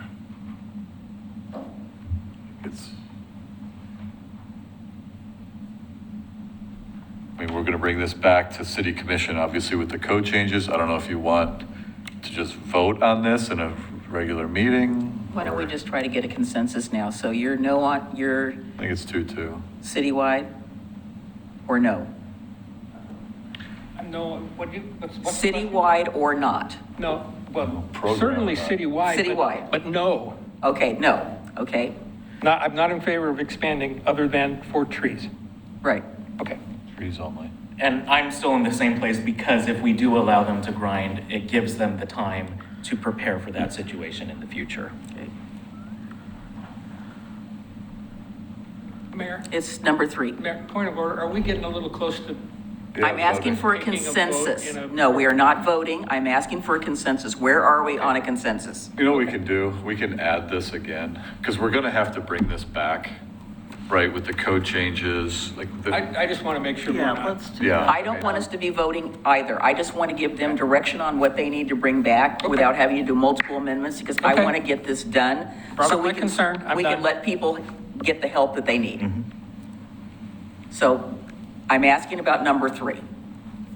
In terms of the tree issue, or in terms Well, of, Whatever right you- now, whatever you- we have a program Right. that's based on trees. Yeah. Should that be expanded, or no?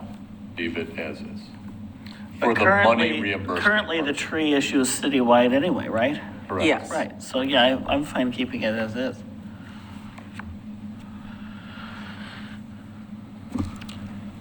So, sorry, just to clarify, are we talking strictly about whether an expansion should be citywide, or are we also asking about our opinion I'm about? supportive of expanding the program. Okay. I would be supportive of expanding the program and also making it citywide where the sidewalks are 2 inches. I would agree with you. So it sounds like there was not support to do that. So Fine. expanding it for, For sidewalks that are non-tree related, specifically- That are non-tree related. that are 2 inches, let's just say.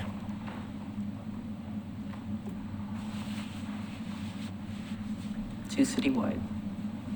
Because I if mean- we do agree. I think I agree with the grinding. I think the grinding gives know. them more time to deal with it, and except for the examples that I gave Okay, where well it's then so they've many got panels their direction. We're good. that, Yeah. Because we're good. it's either choose one or the other, because I don't want us to be providing permits for something that we know is going to fail. If the other option is for us to reimburse them for it, why would we give them the option if we could go with the optimal version?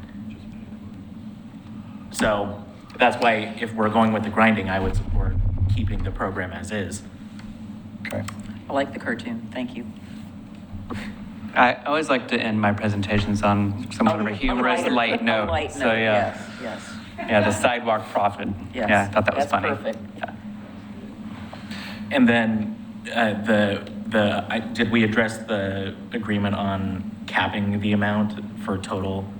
Well, I don't think we're doing a program. I know, but for the existing program, it's something that Josh brought up as well, which I think would be a conversation worth having. I think that's up to you guys. So the most, we've had one property be reimbursed is the 10 or the 9,000. I think the concern came up if we're adding these non-tree sidewalks, how are we spreading the money? Yeah. So I mean, So I think that's- what we're seeing right now is the program as is around trees, you know, we've seen that there's been adequate funding for that as the way it's set up.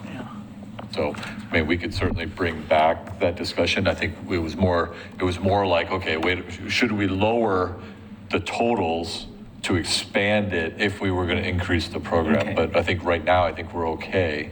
Okay, that's fine. Unless you're really uncomfortable No, with that's it, fine we with could me. lower it. That's fine. Okay. All right. Yeah, it's okay. Yeah, I was supportive of their proposal for the other panels for $400, keep capping it and going that way. So, anyway, so we're going to end on I have some question for you. See if you can figure this out. It says, I go around all the places, cities, towns, and villages, but never come inside. What am I?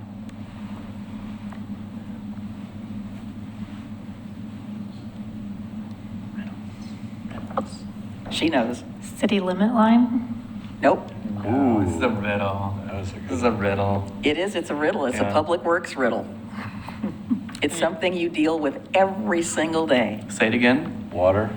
I go around all the places, cities, towns, and villages, but never come inside. What am I? Well, sidewalks, Nope.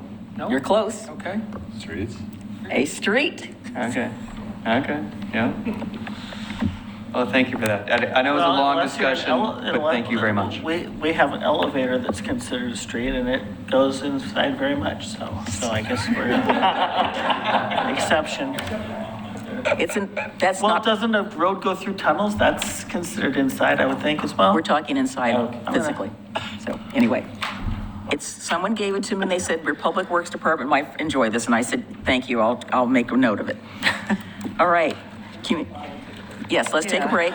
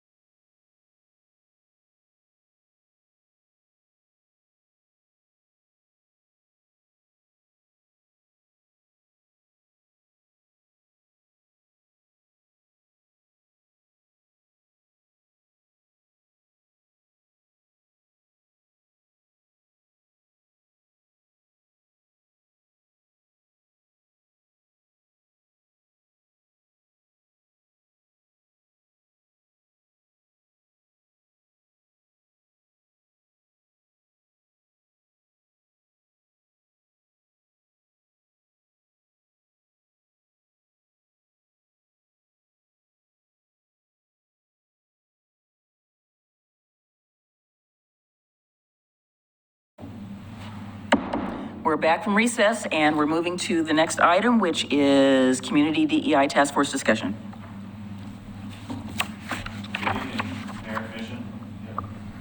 Good evening. I'm here this evening to support a conversation considering the Community DEI Task Force.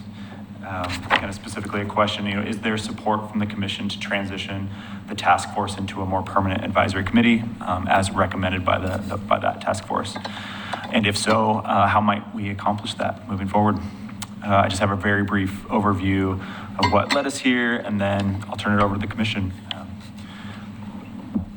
The Community Diversity, Equity, Inclusion Task Force recently concluded its most recent phase of work, which aligned with the city's 2023-25 goals and budget cycle. During that budget cycle, as one of 4 different DEI initiatives, the city reestablished the task force to serve as a community voice and provide guidance through the city initiatives and policy decisions. The city was able to contract with the facilitator, Lamont Brown of Triangle Consulting Group, to lead that group of community members. And under that contract, the task force convened 6 times over the past 12 months, concluding its activities just recently in June. In May of 2025, the task force presented to the commission the group's activities and made a series of recommendations.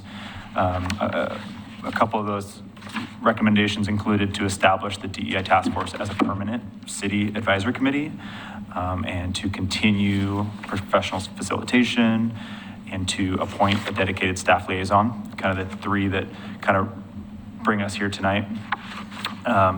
And staff wants to make sure the commission has had the opportunity to discuss and weigh in on those recommendations. From staff's perspective, we're faced with a kind of difficult reality of weighing these desired priorities against limited budget. Unfortunately, the adopted budget does not include funding for continued task force facilitation or dedicated staff support. The staff has allocated the existing $125,000 to support other ongoing commitments outlined in the DEI framework over this next biennium. And that includes additional DEI training for city employees, continued investment in organizational culture, some based on the findings from our recent staff survey, and implementing the resulting action plan from that survey. And finally, just losing my notes here. Staff recognizes the commission's long-term vision to embed DEI principles and initiatives within city operations and culture. However, with current staffing levels and existing responsibilities, staff does not currently have the capacity to support a new standing advisory committee without additional resources or additional direction. And with that, I guess I want to turn it over to you for consideration, discussion. Tony and I are available for questions or concepts you'd like us to follow up on. I'm going to jump right in. I reviewed their report, which I had with me from May 7th, 2025. And I guess what I am thinking of and what I would like to support is that I think that we should make this a permanent committee, but I think that they should meet quarterly, and that we should look for some resources. I don't support continued facilitation, but I think that they have enough ability amongst themselves to do some of the things that they had on here, which was, draft a cultural calendar, participate in the, excuse me, let me get the name. It's the county group that, I just had it here a second ago. The Coalition of Communities of Color Cultivating Belonging in Clackamas County. I think that there should be a member there are members that from the group that are participating, but they should continue to participate. I think that there are ways that they can work on a quarterly basis to do some of the things that they had under their recommendation number 4. I think there's a way to tie in with some of the programs that we have at the library that they could help, not facilitate, but they could help participate in. So for instance, we've got some programming coming up in, is our first one in August or is it in July? It's one of those 2 months. We have some, our book our Everybody Reads book is coming up. That program is coming up in July and in August, and then there's also some online and in-person. I think that they could participate, I see those are the types of things that they could participate in. I think that there are opportunities out there that we could apply for to help facilitate some of the other things that they want to do, because there are grants. I just sat through a whole series of Metro grants where there was a lot of this sort of thing going on with these types of groups, that they were funding some activities for them. We also have some of our programs that could possibly help facilitate, because I think people really enjoyed the cultural events that we had at the senior center, dealing with the Indian culture. We had Diwali, we had, help me out here, Lunar New Year. And I think that just helped, broaden the focus and scope of people, that there are other cultures out there that are part of this huge melting pot that we have of America that we need to know more about. And people know this much, but just think of how much more they could know if we were able to continue to do things like that, where it brings together some fun activities, but also some serious stuff. So that's kind of where my head is going. Thank you. So realizing that this is... Oh, our battery is running low. Realizing that this, at least at the national level, is a hot button issue, unfortunately, I want to start with my comment by saying that I agree with the outcomes of what you just envisioned. I think for me, where I disagree is how we get there. And so first of all, just plainly, I do not support making this a permanent committee. And fundamentally, for me, that comes back to what we as a city are tasked with doing.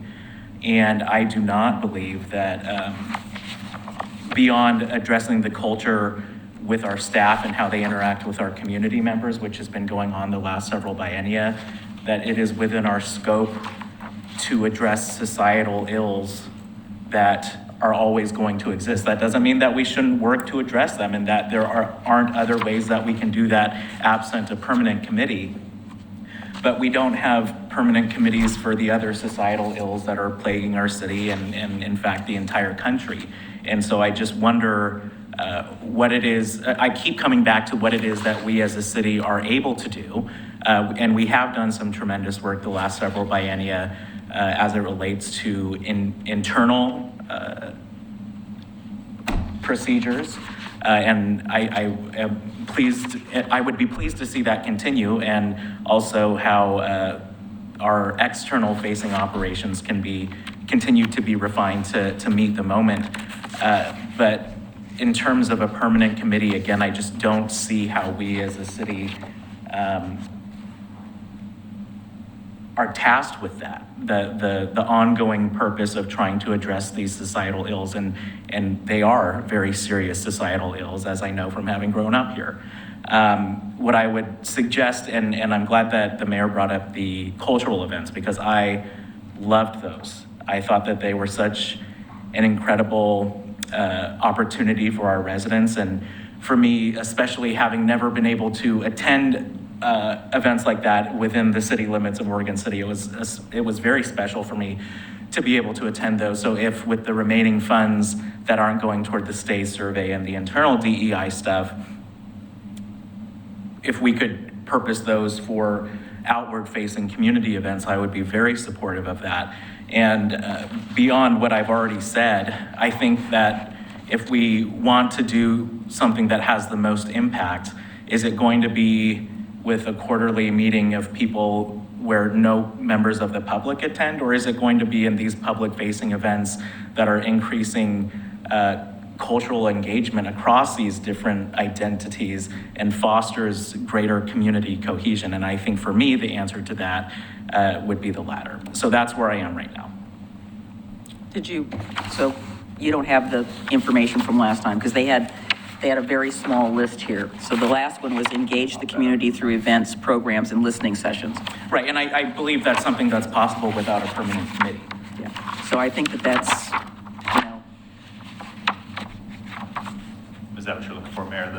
Yeah, those four things. I mean, I haven't lived in the city as long as Rocky has. Obviously, was born here.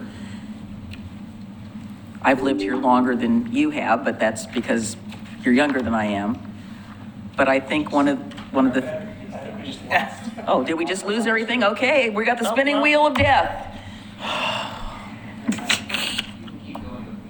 Yeah, it's still recording, but I really think I don't think we're trying to solve any societal ills. I think that we're trying to do is address some things culturally within our own community. I mean, because my focus is livability, and to me, this is part of livability. If it doesn't have to be a permanent committee, it can still continue to be a task force. I like the fact that they want to change the name because I suggested it because of what I knew was coming. It can still focus on establishing that calendar and having some listening sessions, because I think that there is some pent-up demand that people are still wanting to have some discussions. But I'm only interested in kind of what's going on in Oregon City. I'm not interested in trying to deal with what's going on in LA or Washington, DC or whatever. That is not my focus. My focus is here. And if we can provide some opportunities or forums through some of our cultural events where people can feel like they have a safe place to have discussion, then I think that that's something we encourage. I think we encourage that through things we do at the library. That's why I said I can see so many, not that I'm asking the library staff to staff anything. I'm just saying there's a way for those sorts of things to be integrated into stuff that we are already doing. And if I could. Yeah. I absolutely agree with that, and I'm glad you brought that up because this reminds me of... Breath. And we're back. This reminds me of my first budget cycle when we were trying to talk about the issue of housing, and when we were looking at the isolated line item for housing, we were a little astonished that that was such a little amount that we were dedicating toward housing. And then we had staff come back and say, well, actually that doesn't account for in the library when we have staff who deals with a lot of homeless individuals and how in all these other departments they're dealing with homelessness and the housing crisis in very different ways. It's just not budgeted that way. Exactly. I think that looking at the budget, that's not the entirety of what this city is dedicating toward diversity, equity, and inclusion initiatives. And part of that goes back to the Juneteenth event that we just hosted and the book giveaway that our library participated in, which I think was a great program. And I'm very excited to get through that book. And I've been looking forward to it for a while. But that is not line item, a part of our DEI budget from our last biennium. But in fact, I would say that it still falls under that category. And so there are plenty of opportunities for us as a city in areas that fall under our jurisdiction, like the library, where we can keep tackling this issue absent a permanent committee. If we were the school board, I would probably have different opinions about this because they are tasked with making sure that all of our histories are being taught to our children so that they are well equipped to engage with the different cultures of this community. Do they have a committee like that? I don't know. Do they have a diversity, equity, inclusion committee? The school district has a diversity committee. I don't know what the exact title of it is. Yeah, but okay, be they have interesting. several committees. Find it, but anyway. But for me, it's getting to what the different core missions of our two jurisdictions are. And for me, it's more appropriate and well-suited for something like the school district, whereas for us, in the areas that we control, which is the way our staff interacts with each other and the way our staff interacts with the public. Scott, any thoughts?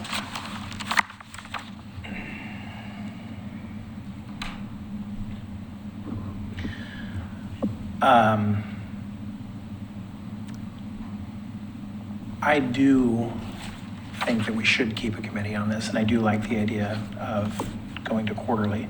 I think that's a good way of acknowledging this. I guess the way I look at it is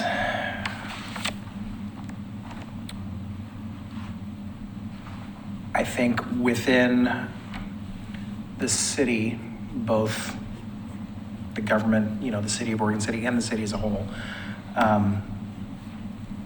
I think it's important that we're representative and responsive to all of the members of our community. And I think that if we choose to essentially sunset this, what does that mean as far as our city's focus? Like who's making sure, or who's kind of taking a pulse, I guess is the best way of putting it, on, DEI within our community and within our city staff itself. And I think that if we just kind of let this fall by the wayside, what does that mean for the work that we've already done? Over time, does it just kind of fizzle and go away? So I'm not ready to just say, hey. It's what people have already told me. Oh, Yeah. this is just, we're just doing it so we can check a box. And I Yeah, said, we it's are not not a- doing it's not it a to check a fad. box. So that's where I'm The at. city manager's discussion with me early on, when we had talked about this when I was still a commissioner, was gauging this community that this was the right time to begin this process, and this was the right time for us to have these discussions. And I know that I'm in a very unique situation because we've never had a person of color be the mayor, ever. I hope that it's not a one and done either. But I think that we can continue, again, I'm not going to fight over the fact that it's a task force or a permanent. I think to continue on a limited basis, let's just see how it goes. Let's see what happens over the next year of them continue to being a task force. It's not over. We can come back and revisit it, but I agree with you. We can't, I think the investment we've made and what I've heard from staff has been extremely positive, and I'm just thrilled beyond repair that we've been able to do this, because I don't think there was any expectation from those outside of our community that we would do something like this. But, I said, of course we would. So I'm not trying to prove anything to other people. Like I said, my focus is on this little corner of the world, our residents, our folks, and I think we've got a very good start. And I think that what we've done so far says a lot about this community. And I'm very excited about it. I've just, when I talk to staff about what they have learned and things that they've done, there's a lot of enthusiasm about it. And I don't think that would have happened 5 years ago. So I've been trying not to stumble over my words and to be able to say things clearly, because I'm very cognizant of the political undertones of what opposing DEI is at the national level, and that's not where I'm coming from. And I want to make that abundantly clear. So that's why I'm having a hard time trying to communicate why it is that I'm coming from where I'm coming from. I agree with a lot of what has just been said. I think that we do need to make sure that all members of our community are being heard and that we are taking the pulse of our community. I don't think that necessarily having a committee that, as it is right now, is not representative of our city necessarily brings us toward hearing all members of our community. And ideally, the people who are taking pulse of what's going on in the city are us as elected officials. As we are living our daily lives, I know the mayor talks about getting stopped in Fred Meyer all the time. These are the things that we're dealing with as elected officials, but also as neighbors, is having our friends and our neighbors and people who may recognize us for some odd reason coming up to us and asking us about something and being able to respond to them. I would also say that the opportunity to convene and talk about these issues, I do agree that they're important, and I would also say that there are a variety of nonprofits and just community-based organizations that have come up in recent years or that have become stronger in recent years because of the reckoning that we went through in 2020 and 2021, which was in fact the reason why I got involved in local government in the first place, which would also provide a forum for community members to be able to talk about these very important issues. And lastly, I would just note that sitting around this table today is the most diverse city commission that we've ever had in our history. And like the mayor being the first person who's ever looked like me to sit in a position like this is something that I want to make sure is not a door that it becomes closed for other people. It's something that I want to make sure becomes open to even more people as we move into the future and embrace the diversity of this community. That was not done through a committee. It just wasn't. There are other opportunities for us to advance these goals outside of that. Michael, do you have any thoughts?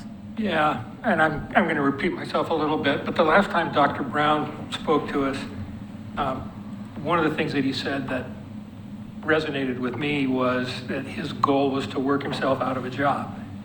And a lot of, I think what's making the initiatives work, like the STAY survey, like the feedback that Mr. Conkle and his staff have done with department heads and with each department, those are organic things that are not being led by a consultant. And I've said a couple of different times, this doesn't work if it's a program that we're layering on top. It has to just become an integral part of how we do business. And I'm honestly, because of the foundation that we laid, I'm not that worried about, you both said we can't let this fall by the wayside. If we've been doing our job, and I think we have, it won't fall behind the wayside because it's become the way we do business more than it was before. Commissioner Marl mentioned, how staff relates with each other, how staff relates to our community, and the third leg of that is how our community members relate to each other, and that's where I start to have a problem. As you mentioned, I don't think that's really our role. I think the kind of events that we've been doing are great, and I think we should continue that, but I think those are going to happen organically, again, from community members with a particular concern. And this, for a Juneteenth event, it might be this group of individuals, and then whatever the other multicultural events that come along is going to be a different, more of an ad hoc kind of a thing instead of we have a DEI committee and that's what they do. It needs to be, sometimes it's going to be staff people, sometimes it's going to be community members, most of the time it'll be a mix of both, probably. But, so I'm in favor of leaving it as a task force for the present time. I think meeting quarterly, like you said, makes sense. I think the community event calendar is a wonderful idea. So I don't think you heard anybody say we want to keep having a consultant. That was not what I said. The only reason I brought that up was his comment that he was trying to work himself yes, out of the job. I agree. I'm not, I didn't bring that up. Yeah. Because we put money in the budget for a consultant. No, we didn't. What I meant by that was I think he would agree with the idea that this is something that needs to become self-fulfilling and part of the way we do business and not needing that.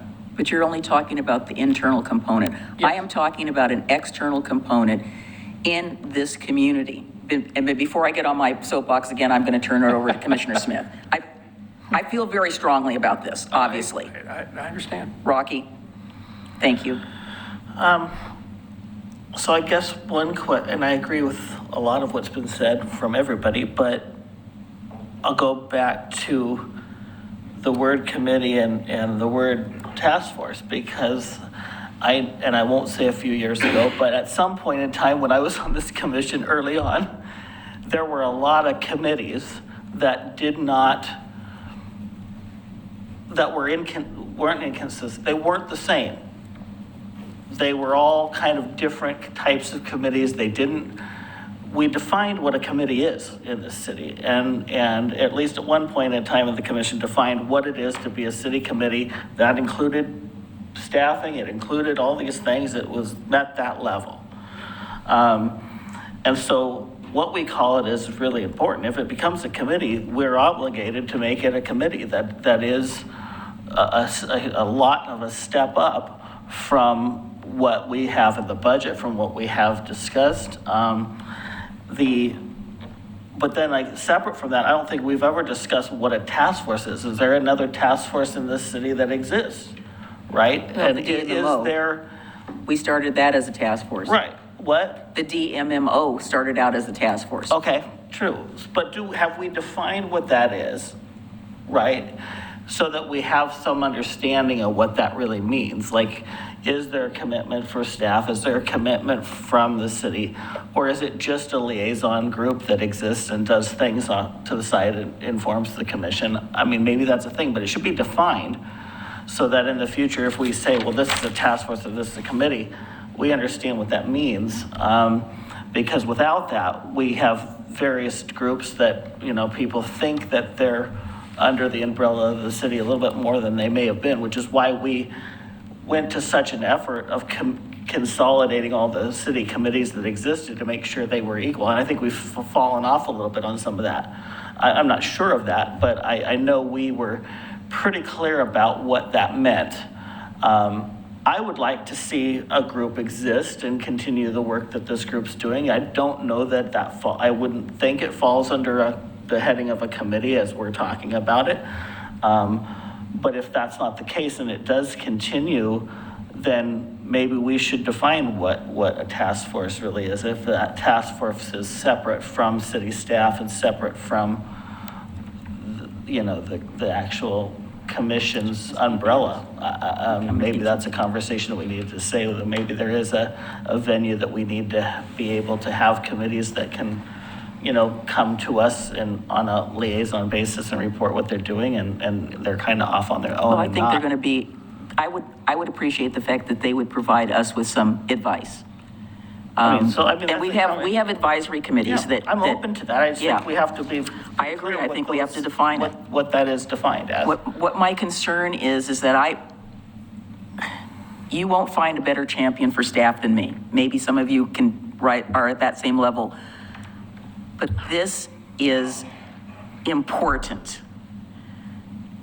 This says a lot about what this community is about, or what it isn't about. And to your point about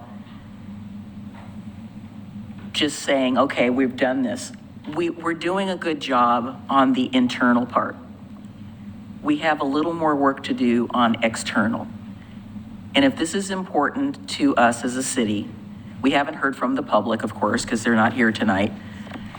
We'll find a way to make it work. If they only meet quarterly, I understand what the workload is better than anybody, having been in that workload. But I will say this to the four of you. I get on my high horse about a lot, and you guys have heard me talk about different things that I'm passionate about. I'm very passionate about this. I think that there are conversations that have not been had in this community because there's no place for them to go.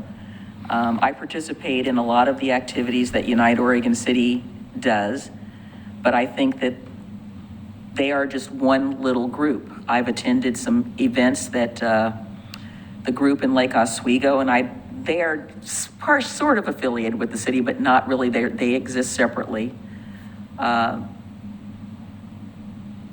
I think about our surrounding, communities. They're trying to do something in Gladstone, bless their hearts.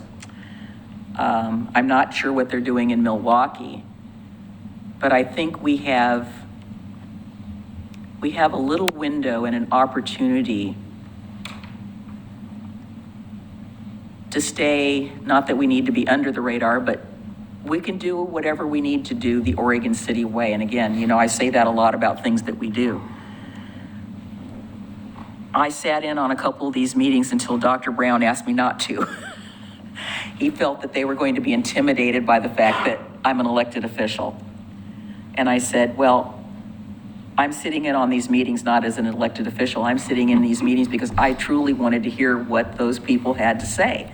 And some of the things that they told me as I was listening, they didn't tell me personally, but they were talking about things that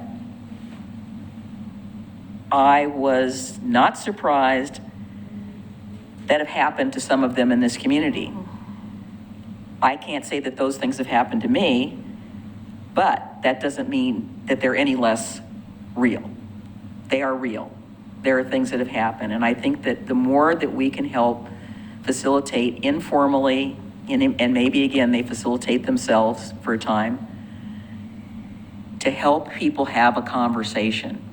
And if they feel like they can have that conversation, there's some of those conversations that I will be honest with you that I'm not sure I can have with the four of you.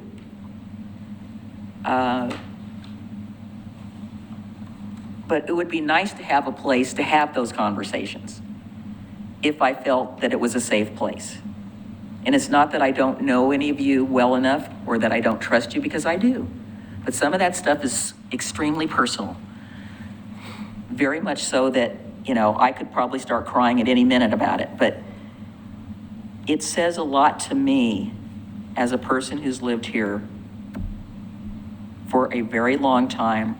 It says some things about this community. And I know not everybody's going to be on board with it, and we don't have to call it whatever.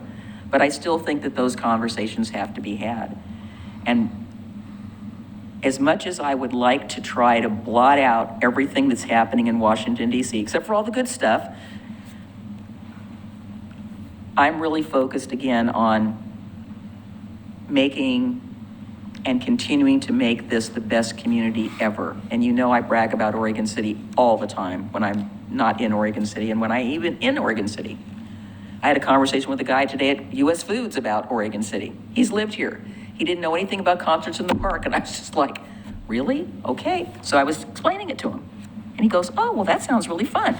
He's lived here about 25 years. So I don't know about what people get their information. So I would just like to see us continue on a very reasonable path.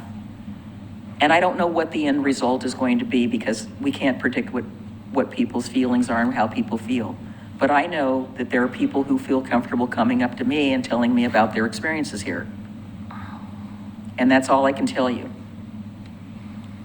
is that in talking to the people that were appointed to the task force, some are more serious than others, but I saw a group of people get together to try to say, we care, we want to try to make this better.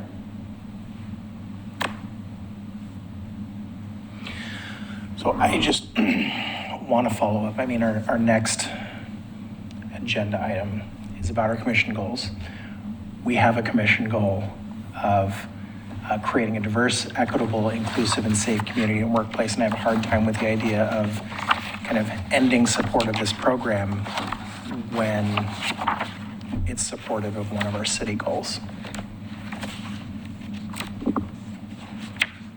I absolutely agree with that, and I think that's why we're trying to figure out what the budget allocation that we have approved, what that's going to go for. I don't think there's anyone who wants to see those efforts stop. And we did just hear, because Patrick, you were saying that the internal stuff is still going to be moving forward under what you've been talking about, correct? Yeah, we plan on a lot of the continuing building culture, interdepartmental communication, and good leadership. So a lot of that more belonging elements of our internal work. What the future of that kind of staff work group continues to look like is up to question. But yeah, trying to do a lot of those things. I think since we've started this, right, and we're trying to continue this, I think we've had we've now had 2 all-staff training sessions that have gone on. This is the first time since I've been here where we've actually dedicated and made mandatory all-staff trainings about certain topics. That's happening. We created a leadership training course where up and coming leaders, right? So we essentially had all the managers, directors reach out to staff who they thought would be interested in put on a leadership. What's it take to become a manager? What does it take to become a director, right? What's that next step from being a frontline worker to being a manager or a director? We have done leadership training for all the management. We've done multiple of those. I mean, this is kind of what we're focusing on, and that could be, how do you deal with difficult people? How do you deal with emergency situations that have to do with mental health or substance abuse, right? How do you diffuse situations? How do we be more effective as managers how do we communicate? How do we make sure we're consistent, we're holding folks accountable? How do we set that tone so that there is, so we're being consistent across the city in both what we say and how we do it and how we hold people accountable. So those are some of the programming that's kind of coming out of Right. this. And And I'll just say all one more time, intertwined like, with- I appreciate it, right? When we wanted to create the Youth Advisory Committee, we at least created a half FTE, which, we ended up, were able to find some savings and make a full FTE, but, Hannah does Citizen Involvement Committee and Youth Advisory Committee, right? I can remember when we created Natural Resources Committee, there was no staffing, right? We have more committees staffed by planning than we have planners. This is my only concern, is that we continue to add and we get it done, because we do, and we will, right, if that's the direction. But, we've just gone through this budget process, and it's like, what are we focusing on? And I agree, DEI is a goal, and we have multiple priorities that this commission has adopted to implement that goal. And so maybe that's something we talk about next, but that's my only concern is, how does it be, I want it to be successful, and, and maybe it can on its own and organically be that. I just worry, the expectation is to have it facilitated and have a staff liaison. That's what they're asking for to be successful. And so how do we do that, right? Something's going to give at some point here. Just like I said, we didn't fill positions this budget time around. We cut this budget that was available.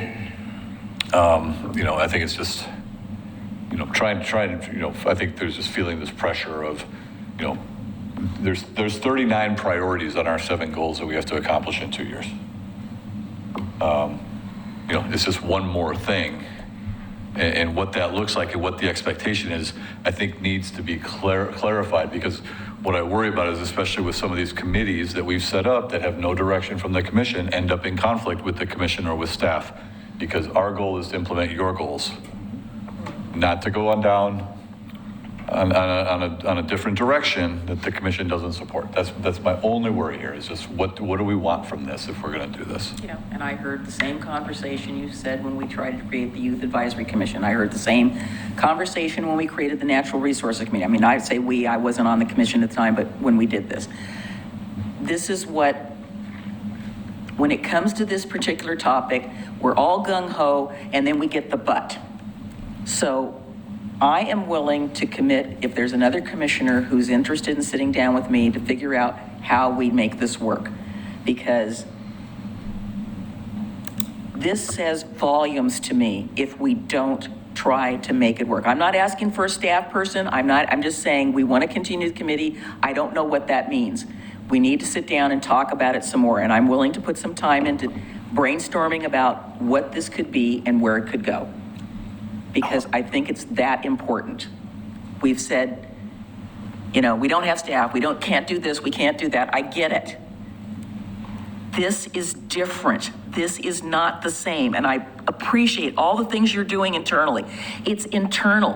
What are we going to do about the external? We need to do something externally so that people understand where this city is coming from and where this commission is coming from. And I understand we have 39 goals and we're going to try to accomplish.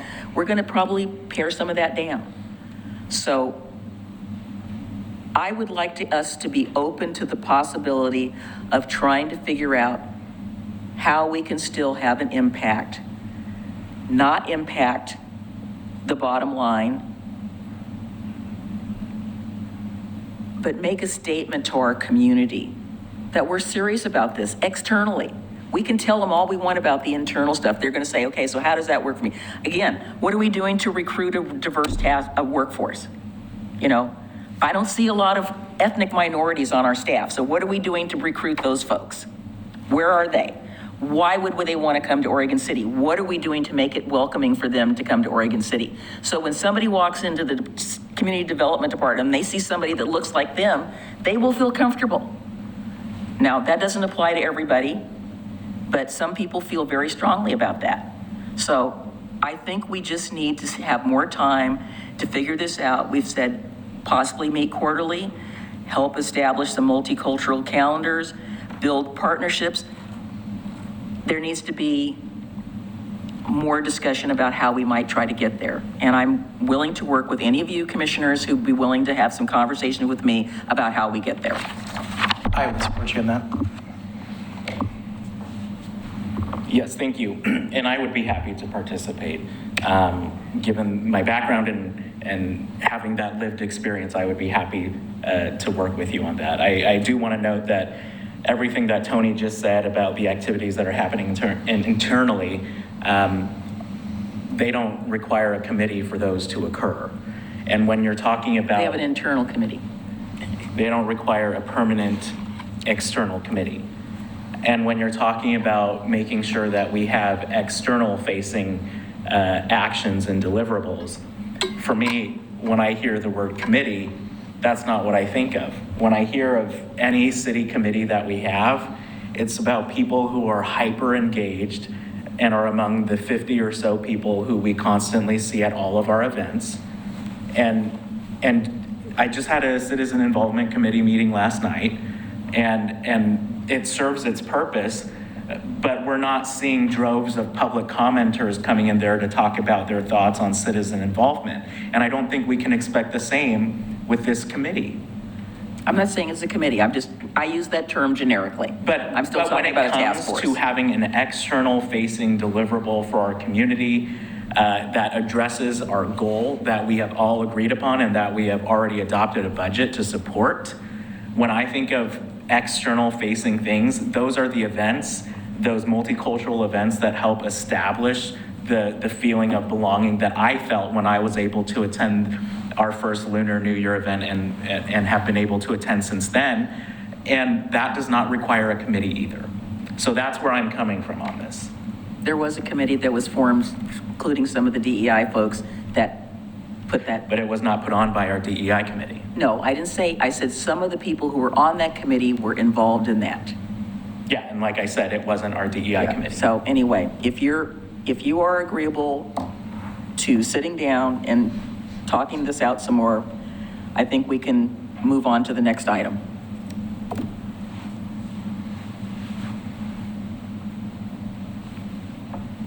Are you okay with that? Yeah, I mean, I would be supportive of having that conversation as well. I guess one of the things that I feel guilty about is we passed the damn budget.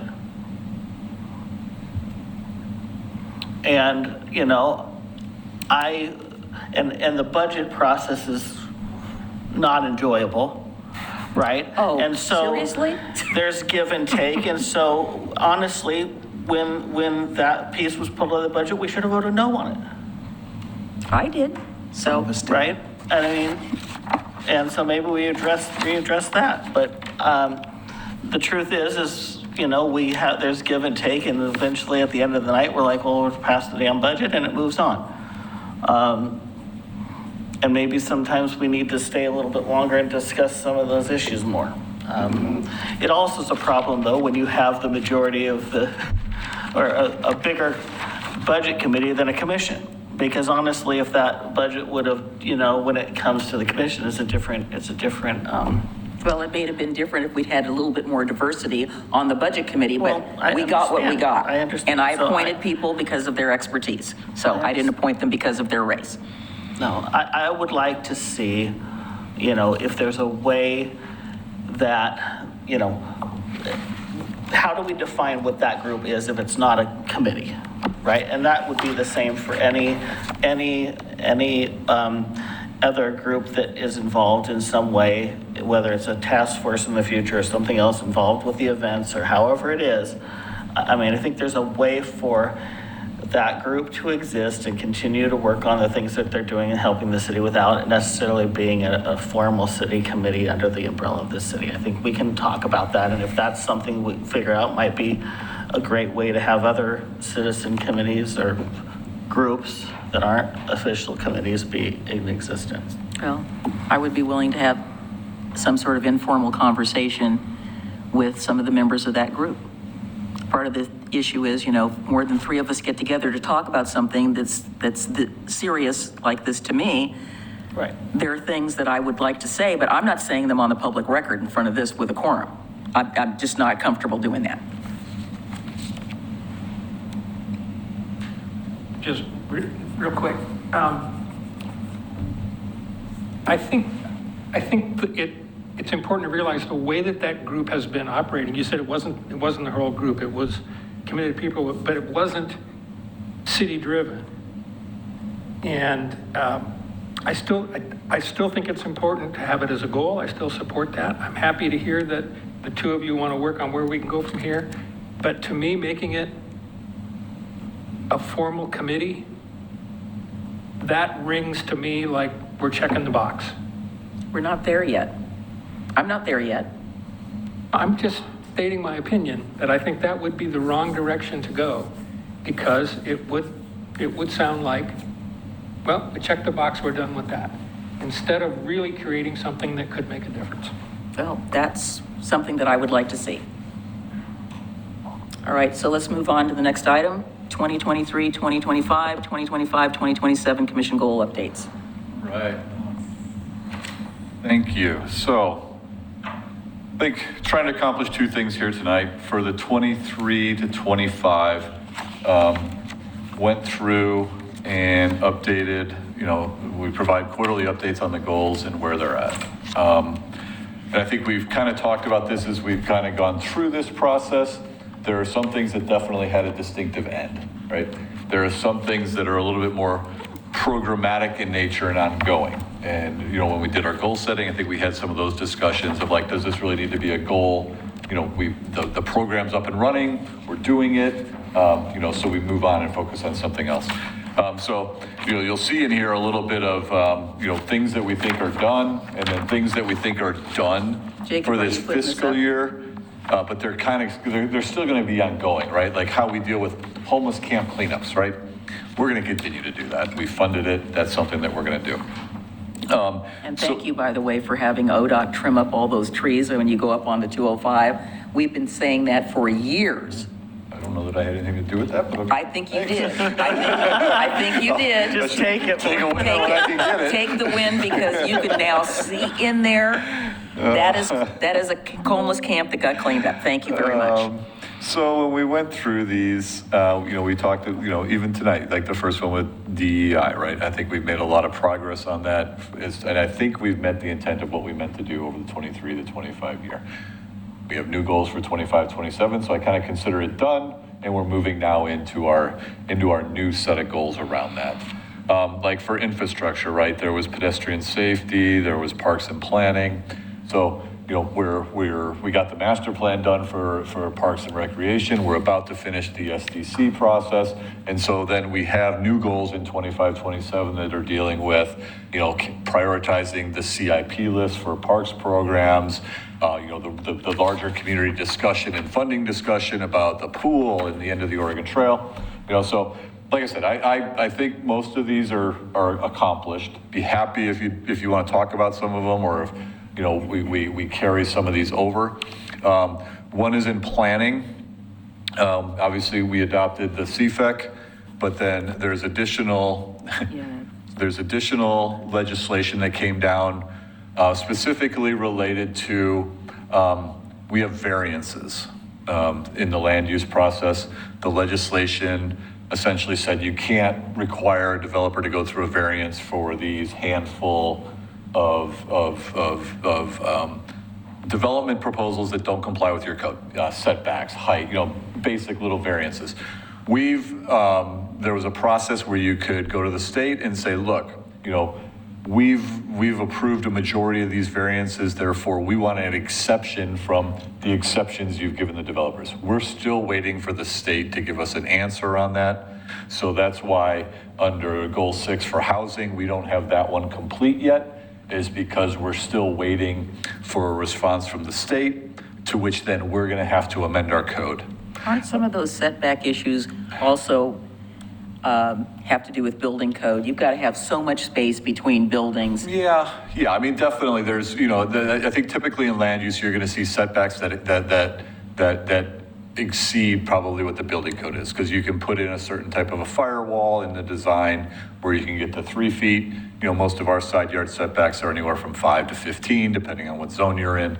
20 in the back usually, 15, 20 in the back, 5, 10, 15 in the front. So, I think that'll be, yes, there's differences between the zoning code for what we do and then what you can do through the building code depending on how you build the building and what materials you use. So for example, that's one. And then with the new legislative session that came down, there's additional requirements that are coming down that we're going to have to get done by, middle towards late fall of 2027. So I guess my question for you is, for the commission, is this something you want to continue? Like we have to do it. We're mandated by state law. We're going to be going through a process. We can continue to track it in your goal sheet, or we can, we can just know we're gonna get it done. Right? You want to know my real opinion about it? If it involves suing the state, no. I didn't know, that's not. Okay. I want to continue to track it. Okay. I am No going to problem. try to, I'm sorry, I just don't agree with this crap, and I just don't think it benefits our community. And I'm sick of it. I just wonder what else is coming down the pike. So yes, I want to know about what we're doing, and I want it to be tracked so that we have some cover when our community asks us why this is this way. Certainly, we can So do I mean, that. maybe it's a CYA issue, but I'm not using the excuse of, oh, the state told us we had to do it. We have nothing to do. We can't do anything about it. Understood. People in the community don't like that answer. I can tell you that. The other one that we have 99% on here is address the communication infrastructure and equipment. This is really dealing with the broadband study that we did. And that actually made it into a goal for 2025, 27. The study's done. We just need to bring it to you and have the discussion. And so we'll prioritize that and get that done. So for me, this one's been on there going back to the 21, 23. Like I'm thinking I just close it out on this sheet and then we just roll it into the 25 and 27 where it's been identified there. And then, we do have the individual pages for each of the goals and the priorities that staff had worked on, kind of explaining, up to June, where we've gotten to in meeting those. So, I think staff's done a really good job. I appreciate all the effort of the commission, in helping us get through these. I think we've definitely hit it right on the head of, accomplishing something that was asked to do, or shown progress towards more of a programmatic approach to, I point to homelessness, the work we've done with the court, with PD, with behavioral health specialists, with parks on cleanups, with training staff, on how to deal with some of these issues that we're dealing with on a daily basis, bringing in, somebody in a library who focuses on security, so they have that in there. I think, it wasn't one specific thing, but in total, it seems like it's meeting that goal of, how do we address homelessness in our community? And I think it's been multi-factors in the way that we address it, from cleanups to enforcement, through behavioral health, through creating the community court.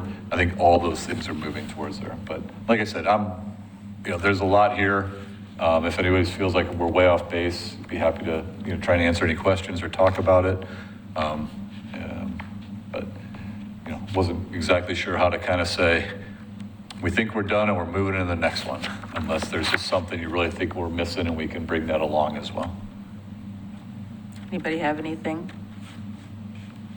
So under goal 1. For which, 23, 25? 25. 25, 27? So is there any way that we can review the final meeting or a summary of the final meeting of the DEI task force? Said here, Lamont presented an overview of history and accomplishments of the work group over the last 4 years and how related to the goals. I would like to see that. We have under the other part of the goal that we have hiring practices and HR policies, so broad advertisement and try to reach underrepresented populations. Why are we going to try? What are we doing that's beyond trying? And then you talk about here developing, inviting recruitment materials to demonstrate belonging. Have we done that? I mean, I haven't looked at, the last job application I looked at was when we were hiring Aquila. And that was before this, so. Hit your mic. multiple small little efforts there, but things like, reviewing our job descriptions and our promotional materials that are making sure they're neutral in nature, making sure the visuals on our website are neutral, open, and welcoming. I think that was one of the ads I wanted to kind of, when Tony was providing that update on some of the efforts we are doing citywide and those trainings, it's the awareness, it's building a culture and a workforce that when someone comes and visits, whether that's through interview or considering working here, that they have a good feeling that they could belong here.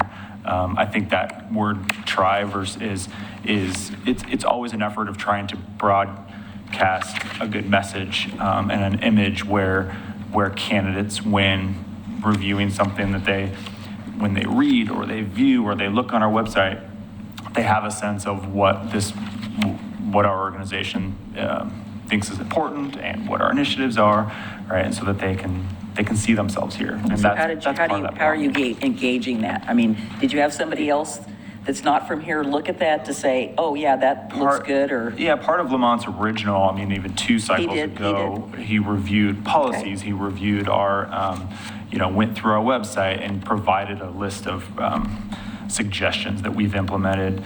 A couple small, one I remember talking about is, during initial review of applications, that we're not looking at names and, right, you can have that removed from the review process. When I send a list of applications to a supervisor, their initial review or scoring are without names and location, right? You're just looking at qualifications. So a lot of small things like that. We've updated a document that we share with anyone who's going to be participating on an interview panel, giving an outline of our process, giving good hints and tips on how to approach an interview, how to approach asking questions, like those sorts of things. A lot of like small points of contact where people Well, are that's good. It improving. just wasn't really outlined in this material, so I was trying to figure out how we were getting there. Yeah. The other thing I have here is it's not personnel, it's dealing with capital projects, so obviously we've all been very much tied into where we are with WIFIA. Is there any, have we submitted for anything for reimbursement? Are we going to get it? For WIFIA? Yeah, are we fine? WIFIA seems to be fine. We've gotten Okay, multiple good. 'Cause reimbursements. it's like, Yes. I've been hearing about stuff. I think WIFIA is different in that the loan's already been taken. Yeah. Right? It's not like the money hasn't been appropriated. Essentially, we've already entered into an agreement for the money, and we're, essentially, we've already taken dispersals to which we're going to be responsible to pay back.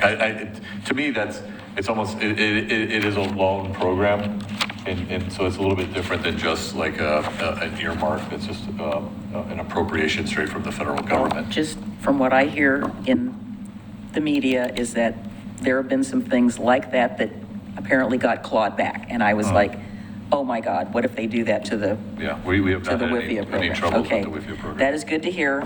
That is good to know, because believe me, just going down the line of all the stuff, you already answered the question about the broadband thing. My understanding is it was done, and I said, well, what's happening with it? There was some question I had about where we were going with the child care initiative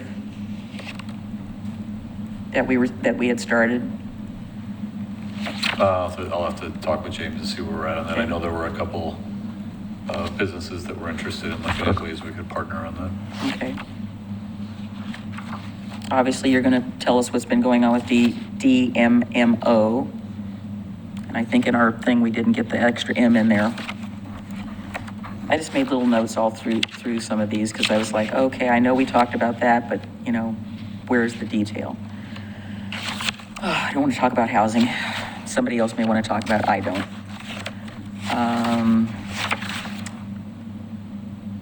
We've already talked about the Parks Master Plan and the next steps that we need to talk about in terms of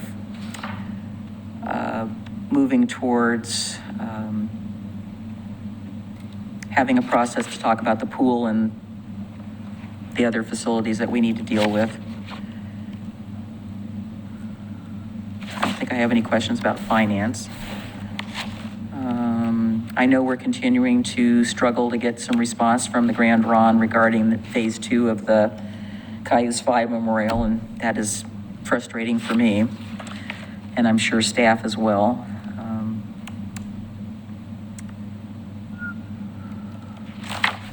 But we're still trying to work on a meeting, I presume. Yes. Okay. Just want to tell them we don't have all day or all night. So that's only the notes I had on the June 2025 update. Okay. And then moving on to 20, or if anybody else had anything else, 25, 23, 25? Okay. For 25, 27, so the newly adopted goals. So what I did is provided the one sheet page that we have, and then, out of the budget, we had our city commission goals, and then under those, we had the priorities that would have been identified, and where appropriate, where we'd identified funding that was going to be for each of those goals or priorities, just as reference, so you have it to remind what we'd agreed to through the budget process. And then I know, so essentially we just cleaned this up a little bit after the last 2 years of how that went. We're going to make a couple minor little tweaks to this. But so what you have in the packet is we essentially have a page, what's going to essentially be the staff report for each of the priorities that have been identified, just like we did for the 23-25 biennium. So what I've asked staff to do is that, so in the October update, when we come back, you'll see, obviously much more detail on this, and with timelines and what we'll be implementing as we address each one of these priorities moving forward. So there were 7 goals identified. Alex is going to take 3. I'm going to take 4 of them. Hopefully help push them, keep them moving a little bit quicker than we did over the last 2 years. So really, this was just an overview of how we were going to transition into the new biennium and kind of restart this process moving forward. And then I heard we'll pull forward the goal around the planning, the housing that's not done in the current year. But other than that, we'll focus on these goals for the 25-27 that have been identified. I know there was no priority. There's no number 1. There's no number 7. There's no A, B, C, D, E. That's okay. I guess my one ask would be, if the commission would be okay if we numbered these. Like, trying to keep them in order. Right now, it's. I think if you were to say, let's go look at, improve the city's parklands and natural resources, and I want to talk about this, like, you're going to stumble through these trying to find them. It'd be easier to say, can we just go to, project 3.1? But I know we Are you talking about numbering the goals themselves or numbering the work? Well, it's more of an, we could do it internally. Well, no, I just think if you all talk about it, it's going to be a struggle. You mean the way you have it here, Yes. the 2020? Yes. I don't have a problem with that. I thought that's what you were going to do. Okay, well, we came out of goal setting with, we weren't going to number these because it gave the impression of a priority. Well, maybe you're not numbering them on the public-facing page, but you can number them however you want to number them.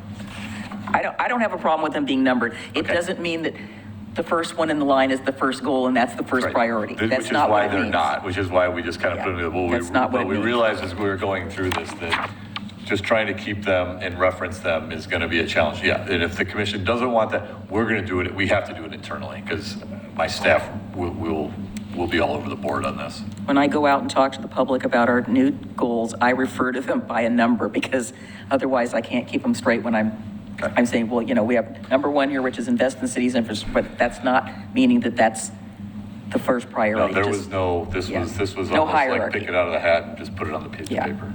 Anybody have any problem with them numbering them? Okay, go for it. Okay, Let's make it easy for everybody. thank you. I don't Any even- other questions or I don't know why I'd concerns even about ask. what we've prepared here?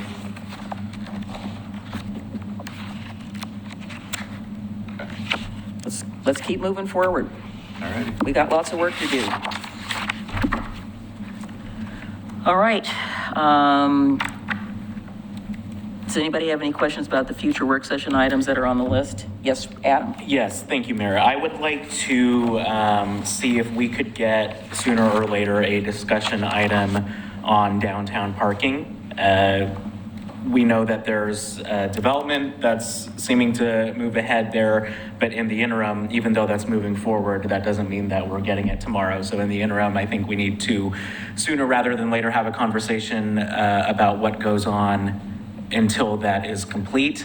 I know that there are some larger things that are going to take multiple meetings to discuss, but there are also some lower hanging fruits like how we address, I know there have been complaints about the 2-hour time limit and whether we could expand that. I think that would be something that's worth talking about, and I would like to see that happen soon. I think staff and PD has already come up with some ideas that they just need to present to us.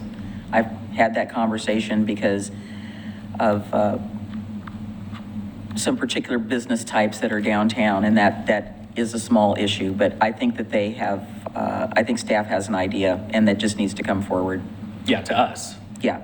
So you're thinking, kind of have code come talk about, like, we flipped the lot, the on-street parking from 13 into Main, just, as the county has turned in their parking permits, we've been, reselling those. Just a brief overview of that, and then you guys can have a discussion, or is there something in particular you want us to talk about? I would like us to look at action items on our end. I think that, again, a low-hanging fruit is talking about the time limits for the parking stalls. That's something that we've consistently heard from our business owners has been an impediment to the well-being of their businesses. And I know that there are other opportunities, like I think it could be a starting point for us to talk about what a parking study might look like. Not that we're going to decide to do a parking study or how to fund it, but just a conversation over whether we do that. Because I know that a lot of what we've been saying to our downtown businesses is, well, we have a study that we're going to do, so just wait for that. But we need to have a conversation about if or when that happens. So it can be preliminary conversations, and I'm aware of what you're saying, Mayor, about the conversations that Code and PD have been having, and I think that my point is that those conversations should come to us now so that we can have those conversations on behalf of our businesses. Well, I'd like to see that on there too. Okay. Well, I will say that the parking issue only has to do, beyond the 2 hours has to do with a very specific subset of businesses that we have a lot of downtown. And those are the ones that are making the biggest complaints about the 2-hour parking, because their services go beyond 2 hours. And maybe that's something we ought to look into. Yes, and I know, again, But I've also heard comments that there's the feeling that go downtown, have lunch, and go shop can't happen in 2 hours. Setting aside the service businesses. yes. It's not the only concern over the 2 hours. Yeah, well, like I said, there's been some informal, they have ideas, so I think we should hear the ideas. Yep. So we can have a formal Conversation, absolutely. I agree. We're also coming up in another few days, another 11 days or so, we'll have 60 days worth of history after the closure. I spoke to Ryan Kersey about comparing the 60 days after the closure date to the 60 days before. From a revenue standpoint? Which we can easily get from the kiosks. Can't get it from the coin meters, but if we get it from the kiosks, that's going to tell us what the trend is. Because anecdotally, it's a whole different deal downtown parking now than it was, but we can have some numbers very soon. Yeah, I think June was about 5,000. I think June of 24 was about 15,000. I think June of 25 was about 10,000. Just rough numbers, but we'll be able to. Do you have anything on your list, or you'd rather just keep it on the down low? For reports? No, we're not on reports yet, talking about the future agenda items. No. I know that you guys are going to laugh about this, but I really, before the end of 2026, I would really like us to take a look at going back to the original seal. As you know, I think the current seal is inappropriate. I won't use the R word, but I think that when I see it, I hate it. I'm just being honest. We have a beautiful seal that the city started out with that's of Willamette Falls. I don't want to see a big giant contest. We already have the machine. so we don't have to go invest in it. It's just, we need to get rid of, I mean, Let's move it up the list. I've already asked Elaine Woolsey for her forgiveness, wherever she is in heaven or hell or wherever she is. I said, I'm sorry, but times have changed, Elaine. We cannot keep that seal. That seal is just, it's just the worst. Not the worst I've seen, but it's worst. No, I agree with that. It's not on here, but I brought it up, and I know we talked about it in conjunction with the seal, but I really do want to look at our city flag, too. It's awful. That's a whole, yeah, we're not going to even put that in yet. That's, I know. it's But that, I want it's it, that but same. I would like to see it at Do we least as need a list. city flag? I don't know. I think we do. Yeah, we do. I mean, no, do we have one? I know, I've And seen it's it. atrocious. I've seen it. That's, I said, bad. please do not ever put this up. There's It's, poles out front. Yeah. There should be a I city would flag love- on the third yes. one. It's just, Yeah. it's, anyway. So if we could add It's that the R officially as a word. line item, that would be I'm amazing. sorry. Thank you so much. Yeah. Somebody thought that was a good idea at the time and, you know, It's all or nothing. yeah, I know. Okay, that's We're fine. gonna do it, we're gonna do it all. Okay. That's right. We have better symbols in our community that would better represent us than that. I agree. Just thinking about prioritization, I would ask that maybe we talk about downtown parking Oh, prior absolutely. to the seal. Oh, absolutely. Yes. I agree. I've shown a couple of people because you've stamped it for me and I've thought, Because all those parking tickets are gonna have that damn seal on it. do the parking tickets have the seal on it I don't now? know, they're gonna when we get a new one. Well, I don't think we should have They're the gonna be seal on the parking beautiful. tickets. Thank We you. put West Lids on there so they get distance on. Well, Yeah, that's the I think thing. that's a much better- Our old seal, I don't mind the old seal, but it's almost exactly Westland's seal. No, The we falls. had it before they did. Well, I know, but argue that with them. Oh, well, See if they're gonna take theirs It's back. the date. It's the date that's key. Their seal is pretty much William It Falls, has, too. they copied us. But remember, they used to be West Oregon City, so I rest Right. my case. Right, we can put that on our seal. West Oregon City? D. Oregon City. Okay. The All right. original. Do you have any other project updates from what you've already talked about? No, I think just Center Street, we found, I think what we're trying to figure out right now, so that Decant. the decant is, I think, the thing we're struggling with a little bit. So the decant is essentially how we dewater everything that we collect. If it were just storm drains, it's different, but we do vac out sewer lines and whatnot. So, there's a fragrance associated with our decant facility that we got to be careful where we place it. So Yeah. Mountain View's being a little difficult. So we're looking at either using the new property that we bought out in the county, or we're re-engaging with the Clackamas County. Their new facility they built at Beaver Creek have the decant facility in it as well. If there's some way we could enter an agreement with them to use their facility and just move on, or truck That's a it. So great we're gonna look idea. at those options as well. The winter material, we believe we've got a place at First Street where we can get that moved. I think once we get the decant figured out, then we can start those conversations. We could probably start them now, honestly, about, I know some of the conversations were, do we work with some type of a nonprofit related to, workforce housing, so I think we're getting close to be able to have that conversation and just get moving on that.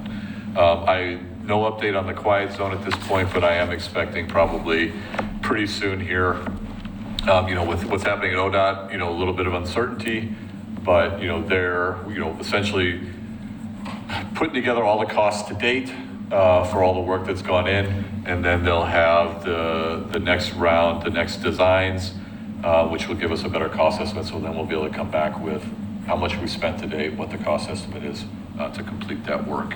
We hope that that section isn't getting laid off. I mean, they've been talking about nothing but that on the news. Charter Parks, we're gonna be back in front of you in August with the letters to all the property owners along the promenade for the Charter Park designation process. Cayuse 5 Memorial, we're supposed to meet with them on Friday with Confederate Tribes of Umatilla. There's some concerns about the size and scope of the phase 2 of the proposed memorial that we need to work through. No update, I don't have any update on the courthouse and those negotiations between the potential buyer and the county. I'm meeting with Gary this week when I can ask him. And talking with staff from Confederate Tribes of Grand Ronde. So they have 3 members of their council up every year. and their elections are in September. So they asked if we could meet after that election's done. They have 7 people running for 3 spots. So they just felt like it'd be better to just sit down and meet with the new group that's going to be in there for at least a year, rather than kind of rolling into election season for them. And then I don't have anything else on Kenema, rights of way. Let's just put that under the rug. That's all I have, unless anybody has any questions for me. Questions, gentlemen? I have a quick question. So regarding the Charter Park and the encroachments, forgive me if I misunderstood where we left off, but my understanding was there was still a discussion to be had specifically around the idea of parking in the promenade. About, I'm sorry. Parking and whether or not to allow people to park their cars in the promenade itself. Okay. So I guess we were bringing back letters that allowed it.